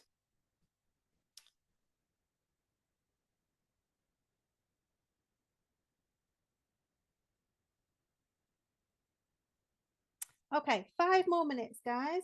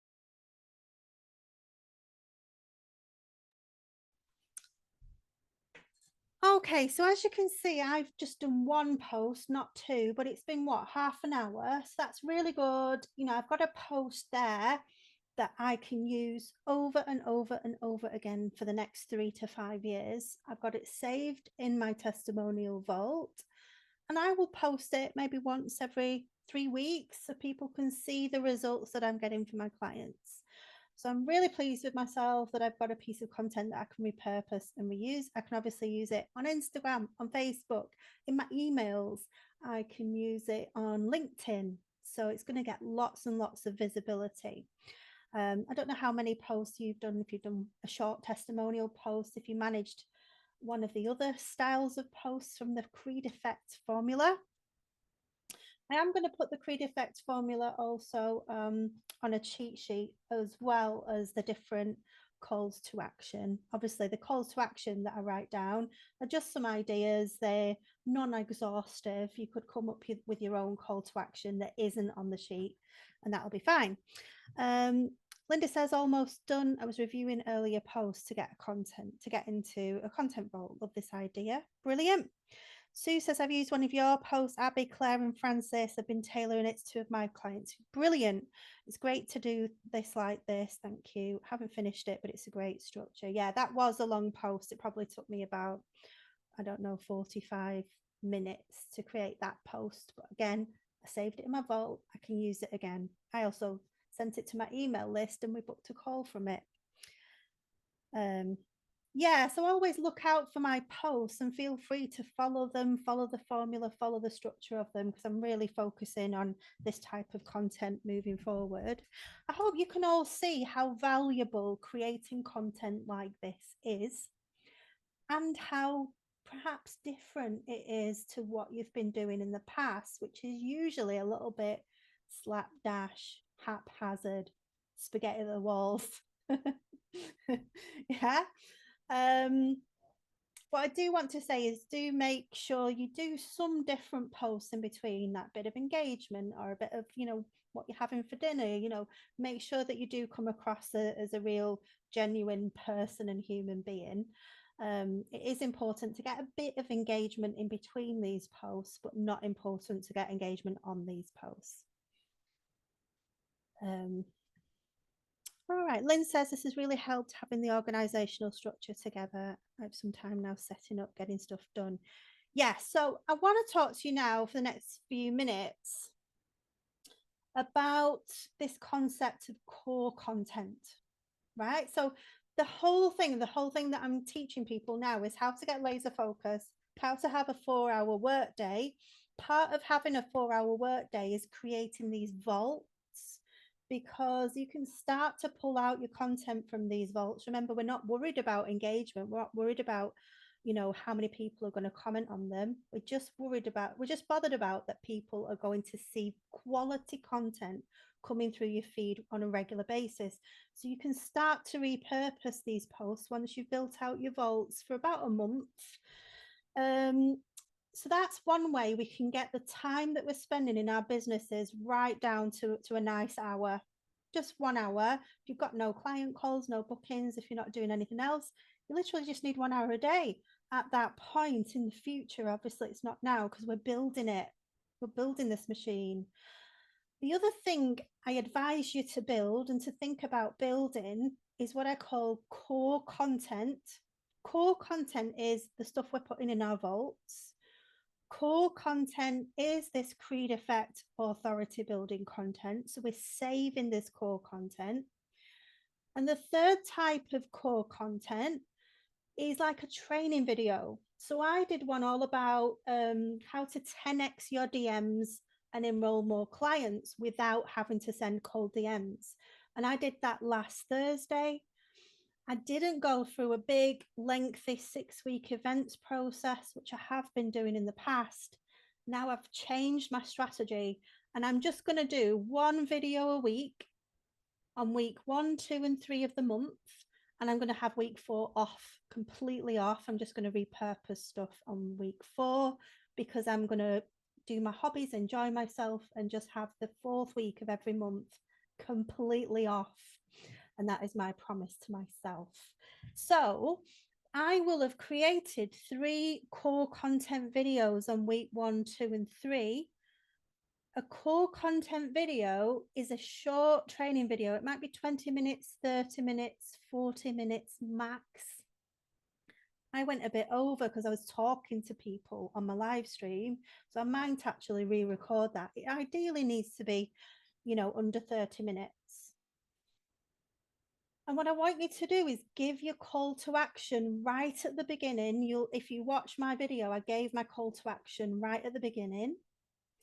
I then repeatedly gave my call to action every 5 to 10 minutes throughout my whole training. So where a lot of people are not going to make it to the end of your training, they got bored, they got distracted, they saw something else that was shinier. They're not going to hear your call to action. So a core piece of content that is a video has a call to action at the beginning and a repeated call to action every 5 to 10 minutes. For those of you who've just joined me, if you didn't hear, we're having 5 success calls this week where I completely audit your business and find the 4 gaps that are keeping you stuck. So can you see how I can repeat that call to action very easily throughout my whole training video? And it is this repetitive call to action that is going to get people to actually click the button. Now, make sure you do have a link for people to click your call to action ready before you do that video. And you don't have to do video. For those of you who don't want to do live video, you don't want to do training, you could do recorded training. You don't have to do this. But this is just a very good way of people actually seeing your face, hearing your voice. You could do 5 minutes if you're feeling a bit of fear around this, or if you're newer to your business. This was me totally, 8 years ago. You could just do a 5-minute one that's pre-recorded. But the idea is that people get to see you, hear your voice, hear about what you do, they get some value from you, and then they get to hear about your offer and they get a clear call to action. And again, this is a piece of core content. So if anyone says they want to learn about how to, get more DMs, generate more leads in the DMs, I can say, aha, I just so happen to have a really great training on that exact topic. Not only do I have this really great training on this topic, but I send it to them and I'm very likely to book more calls. The more people I send this video to, we're going to start to get consistent calls booked. And then I might do another training on high ticket conversion content. I might do another training on lead generation. And before you know it, over the period of 2 months, I've got 6 core content training videos that are leading people directly into my regular call to action, which is a success scale-up call. Yeah. And over the weeks and the months, I need to do less videos. I might do 2 a month then, because I've already got 6. So I might do 2 the next month. I might not want to do 1 a week. And I might get to a place where I'm just doing 1 a month because I've already got regular calls being booked out from DMing people and sending them those videos that I've done. So I hope you can see that this is a cumulative effect that reduces the time spent in your business the more that you create this core content. Yeah, Marina says 1 video training a week like a Facebook Live. Yeah, but you press record, make sure you give your call to action and give your offer, talk about your offer. So it's a bit like having 12 mini webinars that you can talk to people about and you can keep sending them. Because statistics show that if somebody consumes 4 hours of your content, then they're ready to buy. I read that somewhere, I can't remember where, but it is kind of true. When I think of people I've followed, it probably is about true. I have probably watched about 6 of their videos before I've been like ready to buy. So as part of my 4-hour workday, personally, I'm thinking about my next video that I'm doing next Thursday or next Friday, and I'm going to start to tell people about it. So part of my 4-hour workday today is to create an event, is to create a banner for the event, is to start to click invite friends to my event, is to start to DM people and say, I hope you like my DM training last week. I'm actually doing one this Friday as well on blah, blah, blah, blah, blah. Would you like the link so that you don't miss it? So then I'm going to have a cumulative effect of the people that joined me on the last one, and I will be DMing them saying, do you want to join me on this one? And naturally, when I get to my event on Friday, I'm probably going to have more people there than I did last Friday because it's going to build momentum. It's cumulative, it builds and it grows. And we're going to gradually book more and more and more sales calls and then get more and more clients if we do this consistently. Now, I didn't put this events process inside the spreadsheet because some of you might not want to do a weekly event. Some of you might not want to do video. But I just want to impress upon you that this is very much part of my own business strategy, and you can add it into your daily actions. So my daily action on a Monday is to create my event, to create the banner, and to start to invite people. And that's part of my 30 minutes of DMing. And then on a Tuesday, Wednesday, Thursday, I'm just going to continue to tell people about it and invite people to it. Then I run my mini training on Friday, give my call to action 4 times all the way through. Boom, we've booked more calls. And this is how we get consistent clients and consistent income. We're booking more calls through that one core training video. And I'm booking calls through my Creed Effect content. So it's the Creed Effect content and it's the core training video per week that is flowing regular clients into my business and allowing me to have 20, 30, 40, 50K months within a 4-hour workday. Yeah. It's about being laser focused and really, really strategic here. Okay, so we're going to now, I'm going to have a little bit of a break for 5 minutes. So I'm going to switch my video off and just grab something to eat and a drink. Then I'm going to come back. I'm going to be sharing my screen. I'm going to be going through the spreadsheet and ticking off as I go down. So what time is it now? 20 past 2. So I'm going to have a 5-minute break and then we're going to go down the spreadsheet checklist for the next hour. Anybody gets stuck, any questions, pop it in the chat. I'll check the chat about every 10 minutes. Okay, so if anybody gets stuck, pop it in the chat.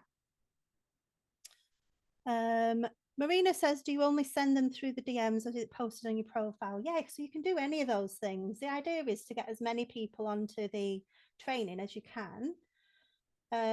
And you could spend 20 hours trying to fill a training. So we've got to stop at some point. So I will do 30 minutes of DMs and posting about it and clicking the invite button. But what actions you take, you can take any actions that you like. If you want to put it on your stories, if you want to email it out to your list, you can do that. Okay, so 5-minute break, and then we're going to start to go through the spreadsheet checklist. I'm going to start by creating my event and creating my banner because that's part of my process. And I'm going to add that into my spreadsheet. But I appreciate not every one of you is going to want to do that strategy. And that's fine. You can get clients just through your posts. You might want to do YouTube videos. You might want to do pre-recorded videos, in which case you don't need to create an event and you don't need a banner. What is important is that we create core content that moves people to your call to action.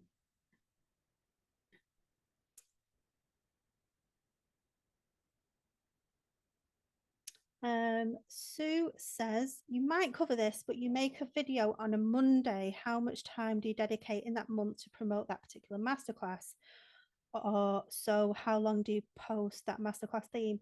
So personally, I do a video on a Thursday or a Friday, and I start to talk about it on a Monday, Tuesday, Wednesday, Thursday. But if you're doing a video on a Monday, you might start to talk about it and post it on the Tuesday before. Do you get this? You're promoting that training for about a week, but it doesn't matter because you've got the recording to send to people. So even if you promoted it for 2 days, you could spend 2 days just promoting your event and do other things on other days. The idea is ideally to get your hot leads onto that training, the people from our leads list. We want to try to get those people to join it. And then the idea is to be sending it out to people afterwards. Yeah. Personally, I recommend promoting it for about 5 to 7 days. Obviously, we want a weekend off. Right, I'm just going to mute for 5 minutes. I'll be back in 5.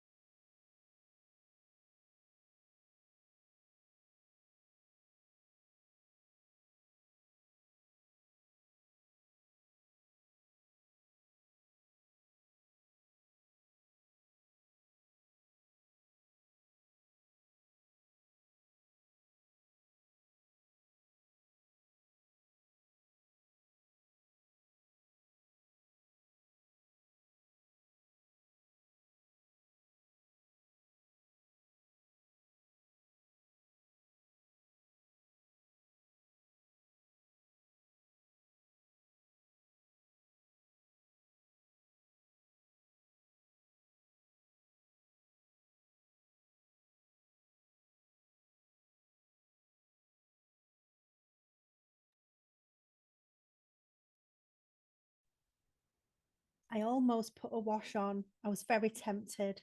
I stopped myself. I thought, I cannot do this today.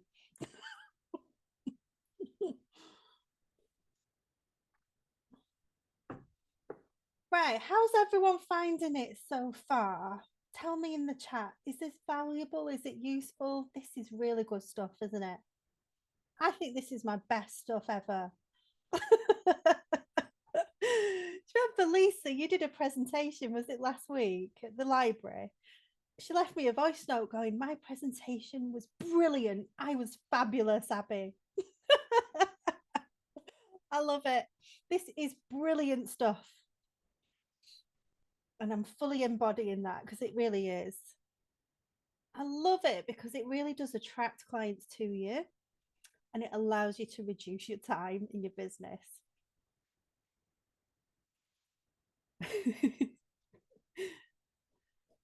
Sue says it's brilliant. Yay, go, Lisa. Okay, so we're going to go through the spreadsheet now. I want to just check that you've all got a leads list. I've mentioned this a few times, haven't I, today? Yeah, Emma's getting more the idea of attracting those ready to buy now. That's it. On point, Emma. So if you all got a leads list, like I say, I've had about 20 of them. My last event, I had a leads list of 467 people and I felt overwhelmed by it. So I ended up creating a smaller leads list from my training that I did last Thursday. So, you know, you're not learning from the best person here when it comes to leads lists because I just keep creating new ones. It would be good if you just had one, you just update the one, keep it in alphabetical order is also something that I've learned. Otherwise you end up with the same person on it many, many times and it all gets a big hot mess. Sue's not got a leads list. So there's a space inside that spreadsheet. There's a tab for a leads list. And, you know, who do I put on my leads list? It's people who raise their hand that they want to attend my next training, either going or interested. It's people who send me a DM. It's people who reply to my emails. It is people who I see regularly popping up and engaging with my content. They will go on my leads list. But it's mostly people who say, yes, I want XYZ. Yes, I want the freebie. Yes, I want the checklist. Yes, I want the cheat sheet to go with this training, Abbie. And that's another advanced strategy that I add into my training. Who wants the cheat sheet? Comment below. I don't want to make this too complex today. But basically anybody who raises their hand to something that I've got, because that tells me that they need leads.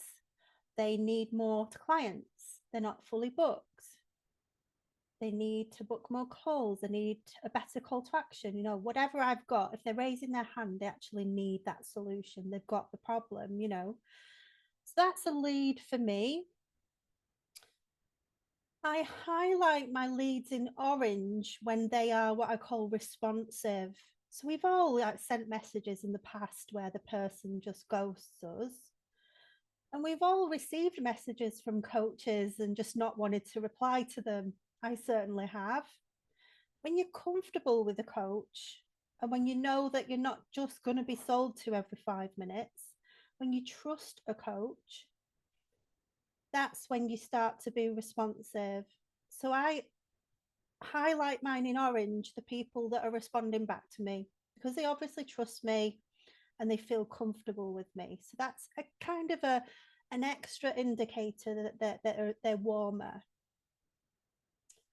And anyone who says, can I have more information about your mastermind? Can you tell me more about your one-on-one? I highlight those people in red. Or people that say, I'm not ready to join you now, but I definitely want your coaching in when I've finished XYZ program training and I'm ready for it.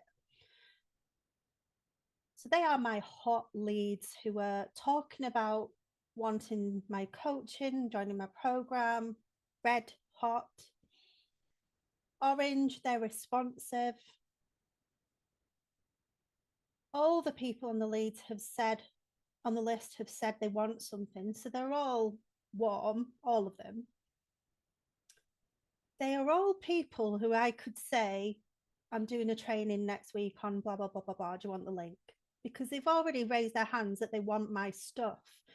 So I could DM any of them. And my aim is to try to DM all of them 10 times, but not 10 times trying to sell them my offer, 10 times just being of service, giving value and building the relationships. They can see my offers from my posts. They can make the move when they are ready to buy from me. So I'm not trying to push my offers into anybody's inboxes at all, ever. And that feels good to me, doing it this way.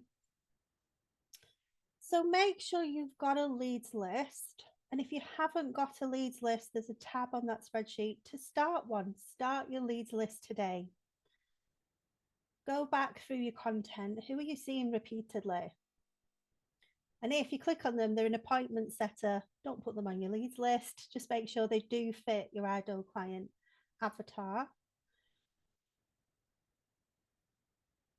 And you want to grow your leads list to 100 as quickly as you can. There are statistics out there and books have been written about the fact that you can build a 6-figure business with 100 leads by just working 100 leads all the time.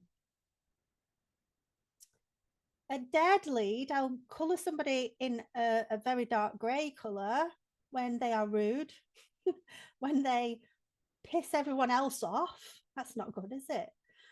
What else, Lisa? We've had a few. Yeah, it's usually rudeness.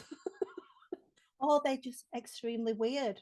That could be another reason. You're just like, this person is just a little bit too weird for me. I know I'm weird, but this is gone beyond. Yeah, repeated no-shows. We get to a point where it's just like or sometimes for me, I know you don't do this, Lisa, but I just think if you've had so many calls with us and actually never taken the next step, I will draw the line probably at 3, Lisa, isn't it?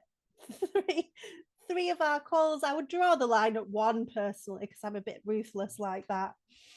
I want people who are really excited to work with me. I don't want them to have a call and another call and another call, because that's not the energy that I love. I love the energy of like, right, let's get going, Abbie. What's the first thing I need to do? I'll have it done in an hour. So yeah, Lisa's more forgiving, aren't you, than me with all that stuff. So you can create a list today. You can start to look through your old posts, go back through your last 30 days of posts and start to add people to it. When you become more established and you've got a flow of people coming through to you, you have to get a bit more specific and particular with who your actual leads are. Like I'm a lot more fussy as to who I give a little diamond emoji. So I use a diamond emoji next to people on my leads list who I think I would really love to work with this person. She's perfect for my coaching, and they've got a little diamond. And what I do is I stay in the world of the people with a little diamond, and I make sure I comment on their stuff, and I might send them a DM about my next training. I always stay in the world of my diamond people, and they might never buy from me. But that's my way of getting the universe to give me the clients that I actually really want to work with. When we focus on staying in the world of the right people, say we're doing this with 30 people, eventually 10 of them will want to work with us. But what we tend to do when we don't focus on this strategy is people just drop off. They see our stuff, they drop off the radar, they don't see our posts in the algorithm, and they just consistently drop off.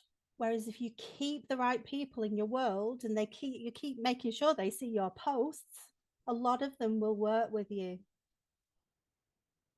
You'll start to get a faster, speedier flow of clients coming to you. And on that note, let's go over to our spreadsheet and start doing the tasks. All the tasks take about 90 minutes throughout the whole spreadsheet.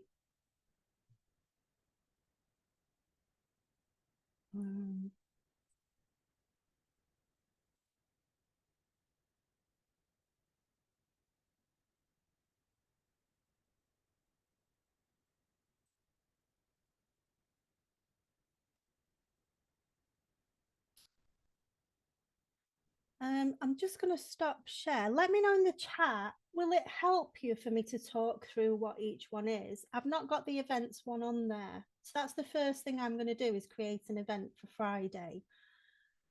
Are you all okay just going through it and for us to be laser focused and working, or would you prefer me to give a bit of a description of each one ready for if you watch the replay? Is that better?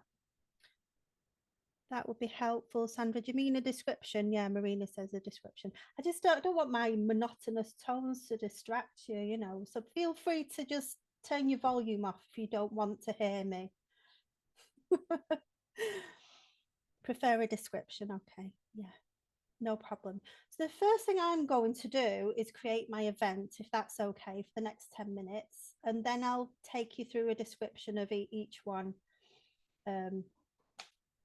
On the spreadsheet. I encourage you all to create a little mini event. It doesn't have to be a big deal. You know, it doesn't have to be, oh, I've got to get 50 people to watch it. You don't have to get one person to say that they're watching it. What matters is that you've got the recording.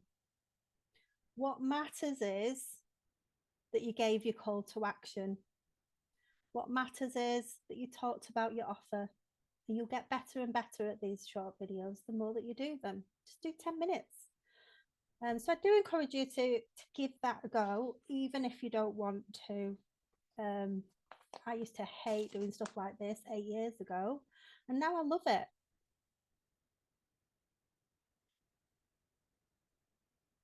So I'm going to create my event. I'm going to create a quick banner, and then I'll be back to give a description of the tasks in the spreadsheet. Meanwhile, you can create an event yourself, or you can start to go down the spreadsheet and do the ones that you know what it is.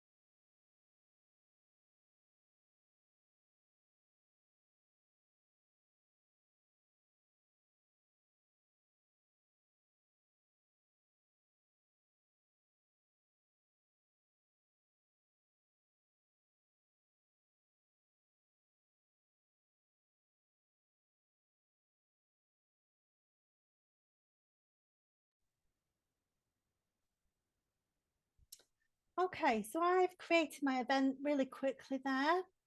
I've given it a sexy magnetic name. I've given it a description. I've added my group link into the description at the top of my event and at the bottom as well. I've made my event public so that I can invite my Facebook friends to join it. I will be DMing everybody who wanted to come to my last event and the one before and the one before, making sure that they know about this one, especially the people on my hot leads list, my warmest leads, and people with a diamond next to them. So I'll prioritize those people first. And I'm going to be doing that as a task throughout the whole of this week. And that's my events. Like I say, you don't have to have an event strategy. For me, it's just a great way of getting visibility for my business. I also usually don't do a lot of slides for these events. I usually just talk. So it's pretty easy work for me to move people through to the call to action, which is to book a call. And now I'm going to go through the spreadsheet.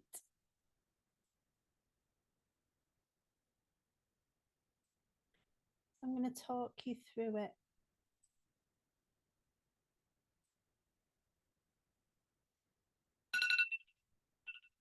Oh, don't know what that is.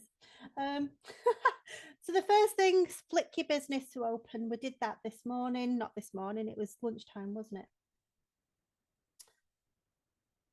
We made a note of who we're offering our offer to today. For me, I was going to offer my offer on my posts and also to see if people wanted to come to this session, which I already did earlier today. But we need to decide what we're offering and who we're making that offer to. Ideally, your hot leads, you'll be following up with the hot leads and trying to move them through to the next point in your sales process. Well, that's part of this thought process in the morning. Who am I offering my offer to today? And what is my offer today? The next one here is decide on your thing of the week. We want something that we want to lead people to that is free. We don't want to be always creating content and offering our offer. We also want a free thing. So we want a balance of free stuff and paid stuff, free stuff and paid stuff. So for me, it is my free masterclass happening on Friday, happening every week, week 1, 2, and 3 of every month. So I decided that that was going to be atomic content for high ticket offers. I made that decision this morning. Tick. The next thing is to create the thing of the week. And your thing might be a checklist, it might be a freebie, it might be a pre recorded training. It could be a podcast. I'm not sure how you feel about that. If somebody says, oh, I've got this new podcast episode, do you want it? I usually don't, but that might be just me. Whereas if it's a real juicy training and it's got like a cheat sheet to go with it, as long as the training isn't too long, I'm up for it. But if you like podcasts and if somebody said, I've got this podcast for you and you're excited by that, then you could do that too. But it just doesn't light me up. So the next thing is to create the thing of the week. And on a Monday, that might take up a little bit of time, actually creating a checklist or creating a cheat sheet. Once you've created one, you can just use it as a template. Like I showed you with that testimonial that I'd already done it as a template with Sue. And I just used it as a template with my client, Brittany. So it's a lot quicker once you've done something once and you're just duplicating it. Your thing of the week could be a video, it could be a podcast, it could be a checklist, a guide, an ebook, a cheat sheet, anything like that.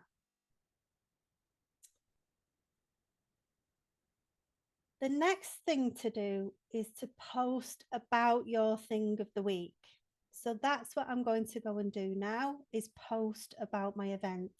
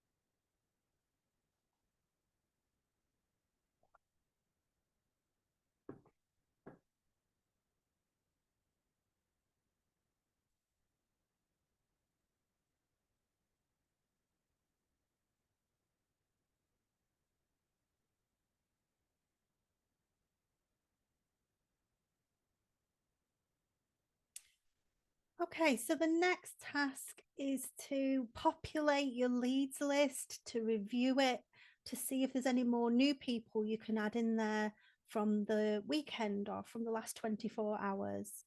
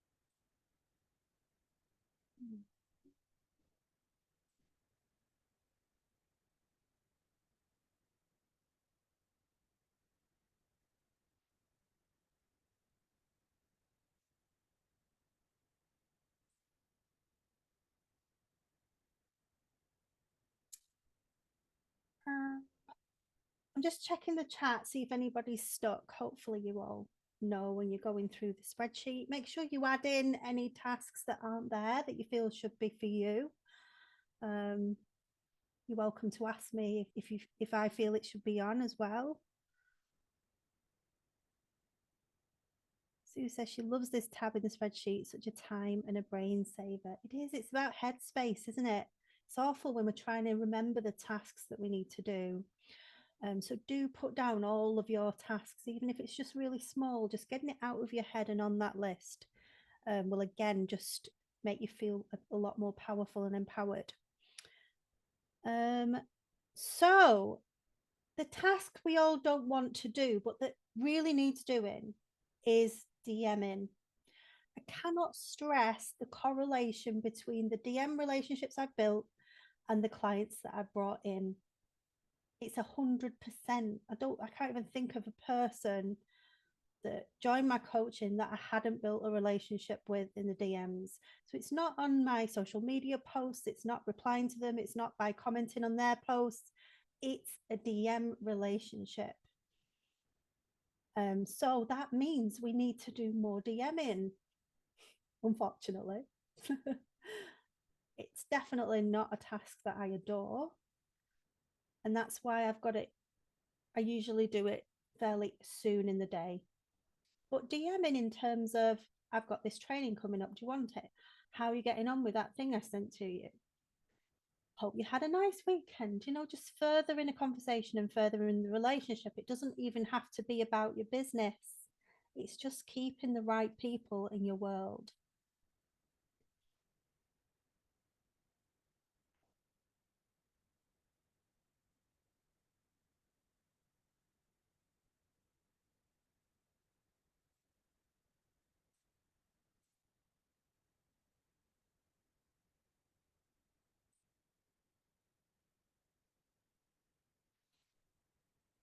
So this next task on the spreadsheet is engaging with your hottest leads on your list. So what I would do is I would go to my leads list and I would engage with the people who've got a diamond first. And then I would engage with the people where I've written the word yes, as in I would really like to work with that person. And especially if they're coloured in orange, which means they're responsive to me. So I would actively look down this list and search these people on my phone and engage with their content. I'm just keeping the right people in my world by doing this. It doesn't mean I'm going to spam them, I'm going to force them to buy anything, I'm going to sell to them. It doesn't mean they're ever going to buy from me. But what it does mean is that I'm strategically keeping the right people in my world. So that's what I'm going to do now for the next 5 minutes.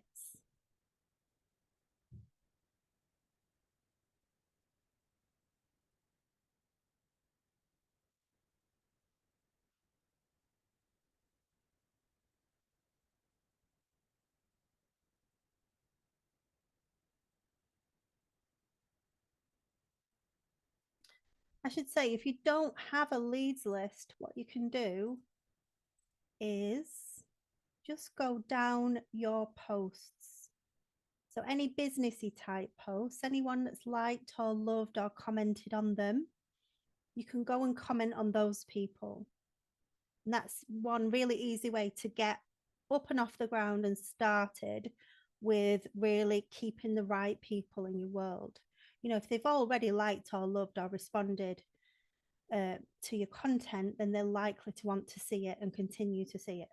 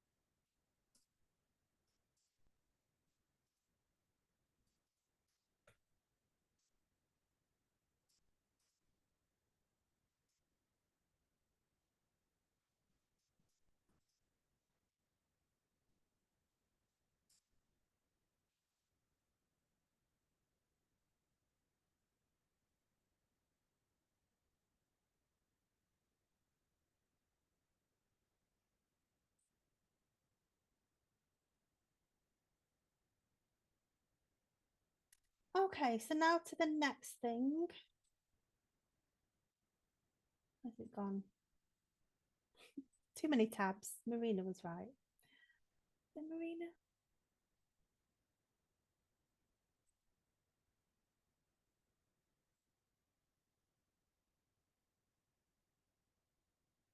So I've engaged with the hottest leads on my list for 5 minutes. I normally would do that for about 15 minutes, just to let you know. My screen has gone fuzzy. I've also engaged with my most recent engagers. Now I want to send out connection requests. You can do this also on Instagram and on LinkedIn. But what I want to impress upon you is we really need to identify who is our ideal client. And I feel as though I've been repeating that phrase for 10 years. But we end up just willy-nilly connecting with people who kind of are, kind of aren't. Our ideal client might be, might not be, hopefully are. But if you really sit down and spend a couple of hours inside your own brains, really thinking where are your ideal clients hanging out, ideally paid containers, paid groups, groups where people have paid to be part of them, tells you that people are paying to develop themselves and to further themselves and to better themselves. So then you don't end up having to convince people to go from a freebie seeker to somebody who pays for stuff. So ideally, your ideal clients are going to have already paid for something. Obviously, not the direct replica of what you're offering. That wouldn't make any sense. You know, if you're teaching people how to send emails, you don't want to be going to the how to send emails course to find people because they've already done it. So I'm now going to connect with 20 of my absolute ideal dream clients with a view to 5 of them accepting. We want 3 to 5 people accepting a new connection per day, because 3 to 5 DMs saying, hi, great to meet you, can't wait to see more of you online. That's what we're going to send. You don't want to be sending any more than 5 of that message in a day. It'd be too much. And you want to just build relationships and keep those connections strong, rather than trying to connect with 200 people and not being able to keep up with your own pace. So I'm going to connect with some new people now, but really make sure you think about where your people are. We want to find pockets of them in the online space for you to be able to connect with them.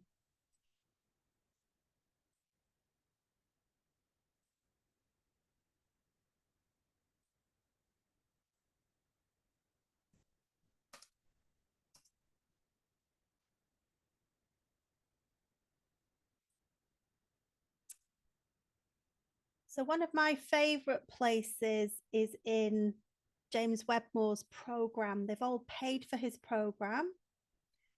The way I teach people to make money online is really simple. So it's for busy people who only want to work 4 hours a day. And the way James teaches it is to build a team, build a big website, build lots of funnels, have lots of automations. He's kind of the opposite to me. Love what he does, love what he teaches. A lot of what he teaches is very successful for the right people. For me, it was too much, it was too overwhelming, and I needed something simpler. And I feel that a lot of the members in here might be in my situation as well. Busy mum, got a lot to do, also want to live a life, also want to have a bit of fun. So my ideal clients have paid for this program possibly 4 years ago, 3, 4, 5 years ago, and now they need my help. So I want you to think about where your ideal clients are. What I usually do is I go to members, and I go to members with things in common. And then I'll just have a look down here and connect with people here, depending on what this says. So leadership speaker, very likely to be an ideal client. She looks nice. I also go for people who I like the look of. Friendly face. But then I double check them once they accept. I'll click into them and double check.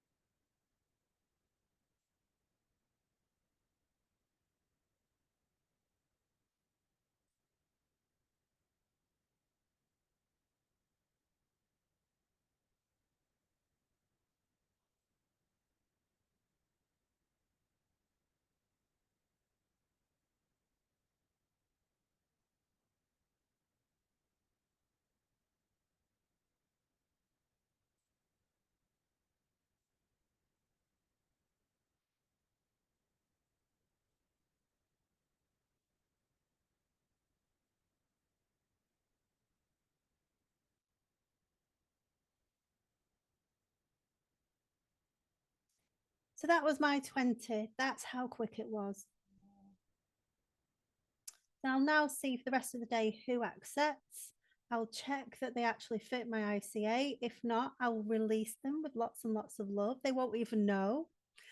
And the ones that I've kept as a connection, I'll send them a nice message. Just, happy Monday. Hope you're having a great day. Lovely to connect with you. Can't wait to see your content. I'll go and check you out now. And then I'll go and leave them a bit of love on their profile. And that's it.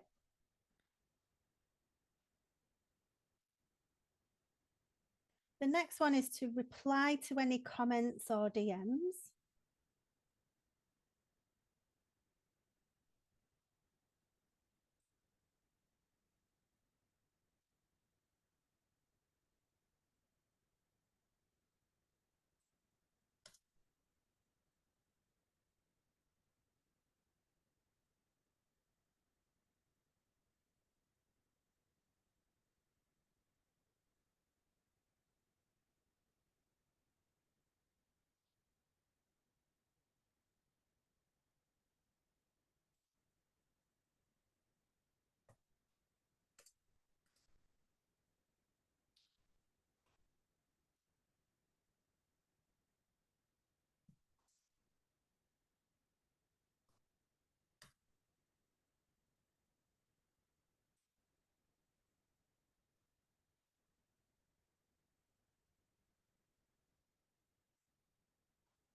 If you're wondering why I've got this pop-up coming up saying I'm blocked, I've had it before and it was just a Facebook bug. I had it for like a day and then it disappeared. Like it's not happening on my phone.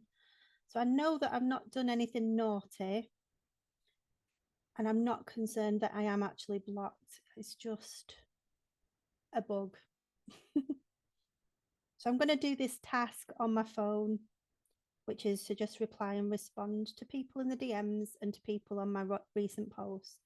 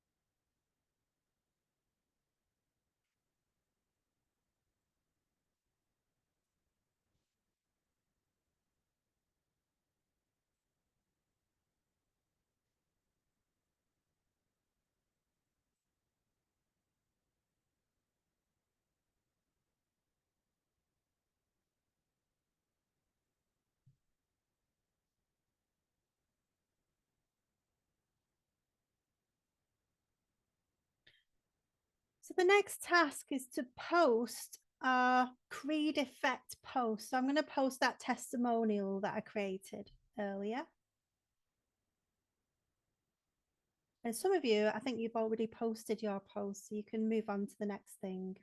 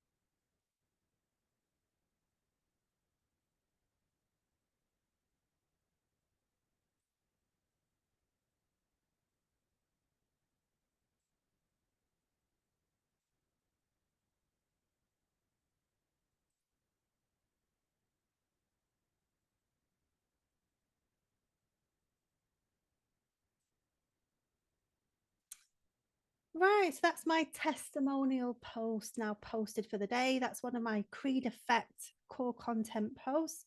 I don't need to do another one, just one post like that is really, really powerful.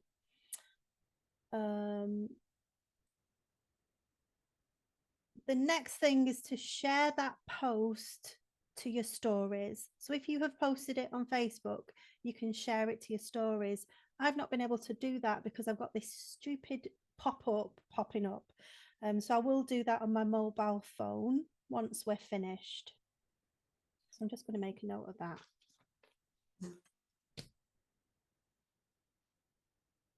It's a really good idea to share your posts to your stories because you'll get extra visibility on your posts from sharing it to your stories. So the people that look at stories will come to your post, will click on it, you'll get extra people, extra traffic on that really key, core, important post.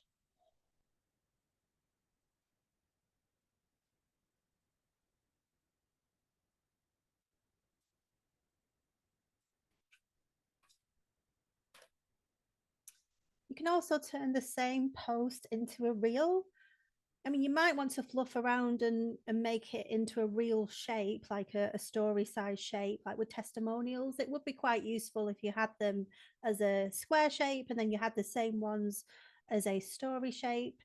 Personally, I cannot be bothered and I will just post the squares into stories and into reels.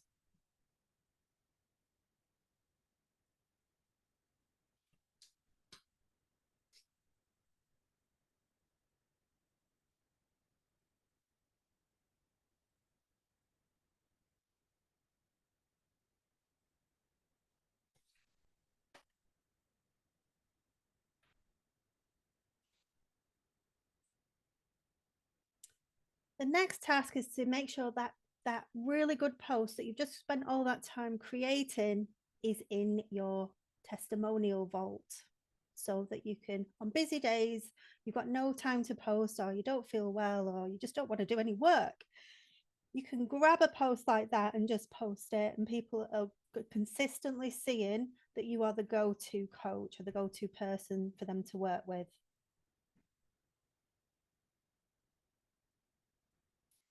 The next task is to check your last 5 people that accepted a connection request. Double check that they do fit your ideal client. Sometimes you can't tell. It depends on your niche. It depends what you do.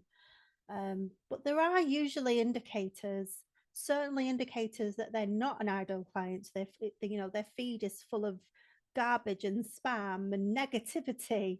You know that that's definitely not your ideal client. But hopefully, from where you're connecting with these people from, hopefully most of them do fit your ICA. But let's just make sure, double check by going back to the most recently connected friends. I'll show you where those are.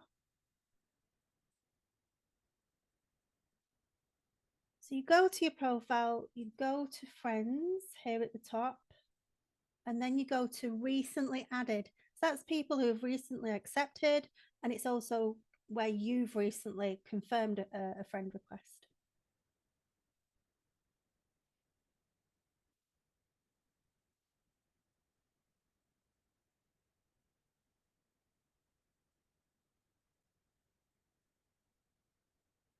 I usually check that they're active on the profiles as well. I don't really want to be connected to people who haven't posted for like 18 months or 12 months.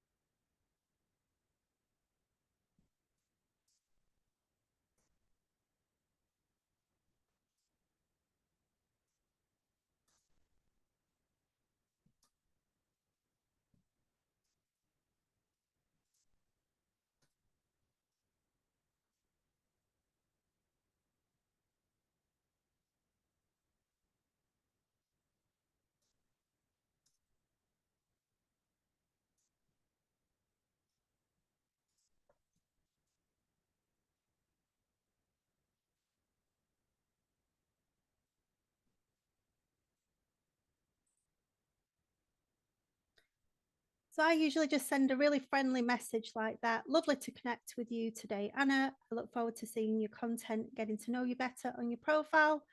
Love your wedding photo.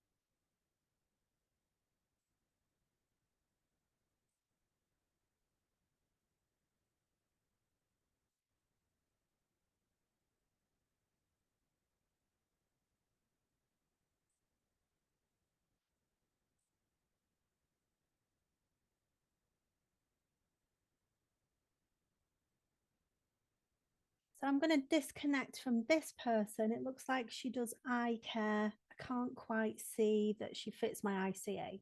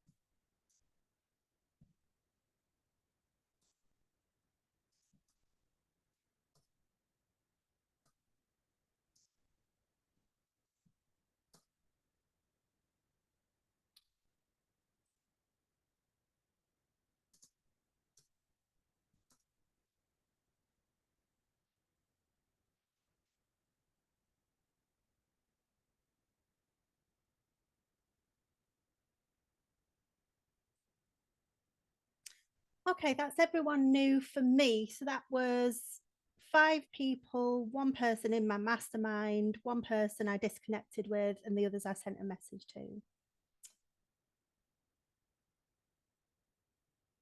So I've checked my last connections do fit my ICA. Really important. I mean, that lady who does eye care, maybe she's trying to set up a new business. She might be my ICA, but I would rather connect with people who I definitely know are my ICA, if that makes sense, rather than hoping, praying, maybe not, not sure.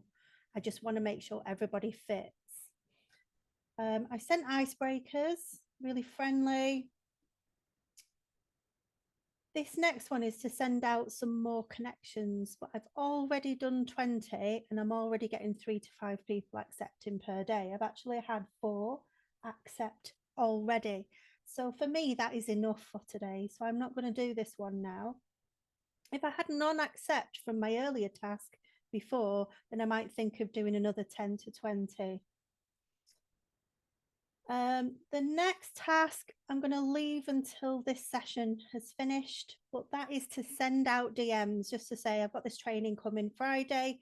Do you want the link to it? But that is what I will be doing.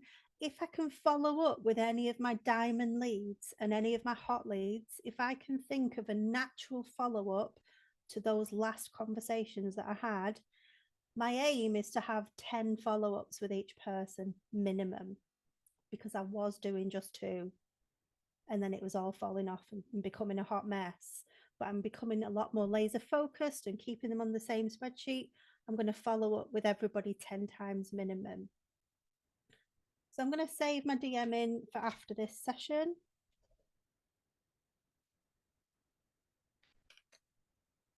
But that's basically all the minimum tasks that we need to do every day of the week, Monday to Thursday, 4 days a week.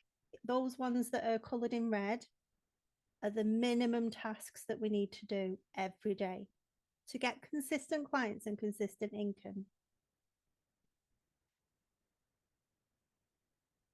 Then if we want to go into orange, we're building a lot of momentum if we're into the orange and into the green. But I want you to appreciate when you're new at this, you're going to be slower. And when you know what you're doing at like it's the back of your hand, like me now, you can easily get through the whole thing within an hour and a half. About an hour and a half. So then it's to create a second post. Again, creed effect. We want to create client getting posts. And again, we share that everywhere. Now, I want you to be aware, some people say, we can't post twice, Abbie, because of the algorithm. But I want you to be aware that you can post different types of post. So if you were to post a carousel post, that has its own algorithm. Then if you post a reel, that has its own algorithm. A story post has got its own algorithm. A written post without any visuals at all, that has its own algorithm. A video post has its own algorithm. So as long as you're not just posting the same type of post fairly close together, you're okay. I didn't know that for years. But it's pretty useful to know that you could post 1, 2, 3, 4 posts in a row if you wanted to, as long as they're slightly different types of posts. And also Facebook and Instagram and LinkedIn like us to use their different features.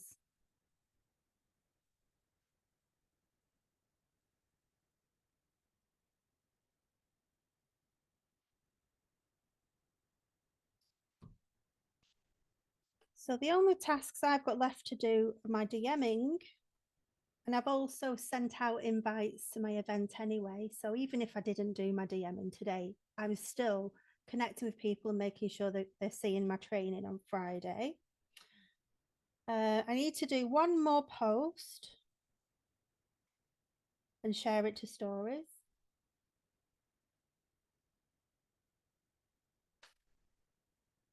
And then I just need to have a roundup of how many conversations I've had, how many calls we've booked. And then I just need to turn my sign back to the other side, which says, what was it? Bullshit corner. Because I'm closed.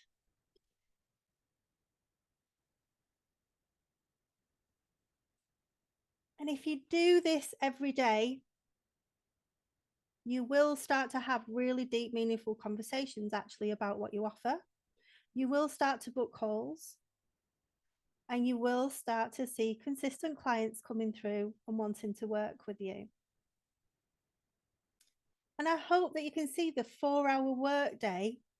We've got a shitload done today in 4 hours, and I've been talking for the most of it. We've got loads done. Like I just have to just quickly do another post and send a few DMs. That's it. But I've been basically talking for 2 hours and we've got nearly all of those tasks done. So I hope you feel empowered. You can fit your whole working day basically within 2 hours, which is great. And then you've still got time to do your thing, give value, see clients, meet with people, maybe have the odd sales call if you're taking calls. And you can easily fit your working day into 4 hours. And I was taking 10 hours, 11 hours before. I don't know what I was doing. But since I've been doing this, I've been going out on my bike, I've been walking, I've been going in the garden, I've been just sat there having coffee. And that's how powerful it is to be really laser focused and strategic with what we're doing, ticking it all off, writing lists, getting laser focused on our content, and knowing exactly how we're moving people through to the next sale, being really laser focused and strategic. And we're bang on time. I feel a bit tired now. I don't know about anybody else. I feel like I need a headache tablet. I've not had enough water. That's it. I didn't bring any water. So it's not you. You've not all given me a headache. It's because I didn't stay hydrated. I hope you've enjoyed the session. What I want you to do now is write in the chat one promise. One promise. You're going to do this every day. Are you going to do it at least 3 times a week? I want you to make a promise in writing. I'm going to do it every day. I'm going to get up in the morning and do this. I'm going to do it at least 3 times a week because I work, or I'm, I don't want you to promise something that you can't keep. Emma's getting a neon sign. I absolutely love that. I want a neon sign now. You could maybe switch it on behind, open for business. I love that. 3 times a week, Marina, brilliant. Linda's committed 3 times a week, every week, Rachel, brilliant. Maybe put it in your diary. Yeah, power of 4. Actually put it in your diary, in your calendar, so that makes you open it up. I would love everybody to get a sign for your door, open for business, because that is just, it just changes the way I feel about what I'm doing. 4 times a week, yeah, that's my commitment as well. Monday to Thursday. I'm a bit lazy on a Friday. I kind of half-ass a few tasks, reply to a few people, and I always do post. So yeah, 4 times from me. Jackie says very useful. I'm getting a bank of posts ready to be able to be consistent. Yeah, make those banks, make those vaults. It really, really helps. Jennifer says the power of 4 rocks. She feels focused and aligned. Love that. Beautiful. Great tips. Linda's committed. Julie says, thank you so much, Abbie. This is brilliant. Promise to do this Monday to Friday. I love that. Pure commitment, Julie. Star student. As always. Oh, Lisa's on it 4 times a week, like me. We're bumming off the Fridays. We're a bad influence on Julie. Marina says very useful, fab session. Jennifer's excited. Oh, Marina says, do I email my list every day? You can do that lovely post. If you post it, if you create a really brilliant Creed Effect post and you think this is really good, I want to email it to my list, copy and paste it, send it to your list. It doesn't have to be different content because people that read emails usually just don't scroll through Facebook all day, So completely up to you how many times you email your list. Right, thank you everybody. I'm going to end the session now. You will get the recording of the session. I'm also going to do a bit of a cheat sheet to go with it. So you will get different calls to action and you also get the Creed Effect formula in writing. You'll be able to read it unlike that. All right, thank you very much for attending and I can't wait to spy on all your feeds. I can't wait to spy on you all. Bye everyone. Bye.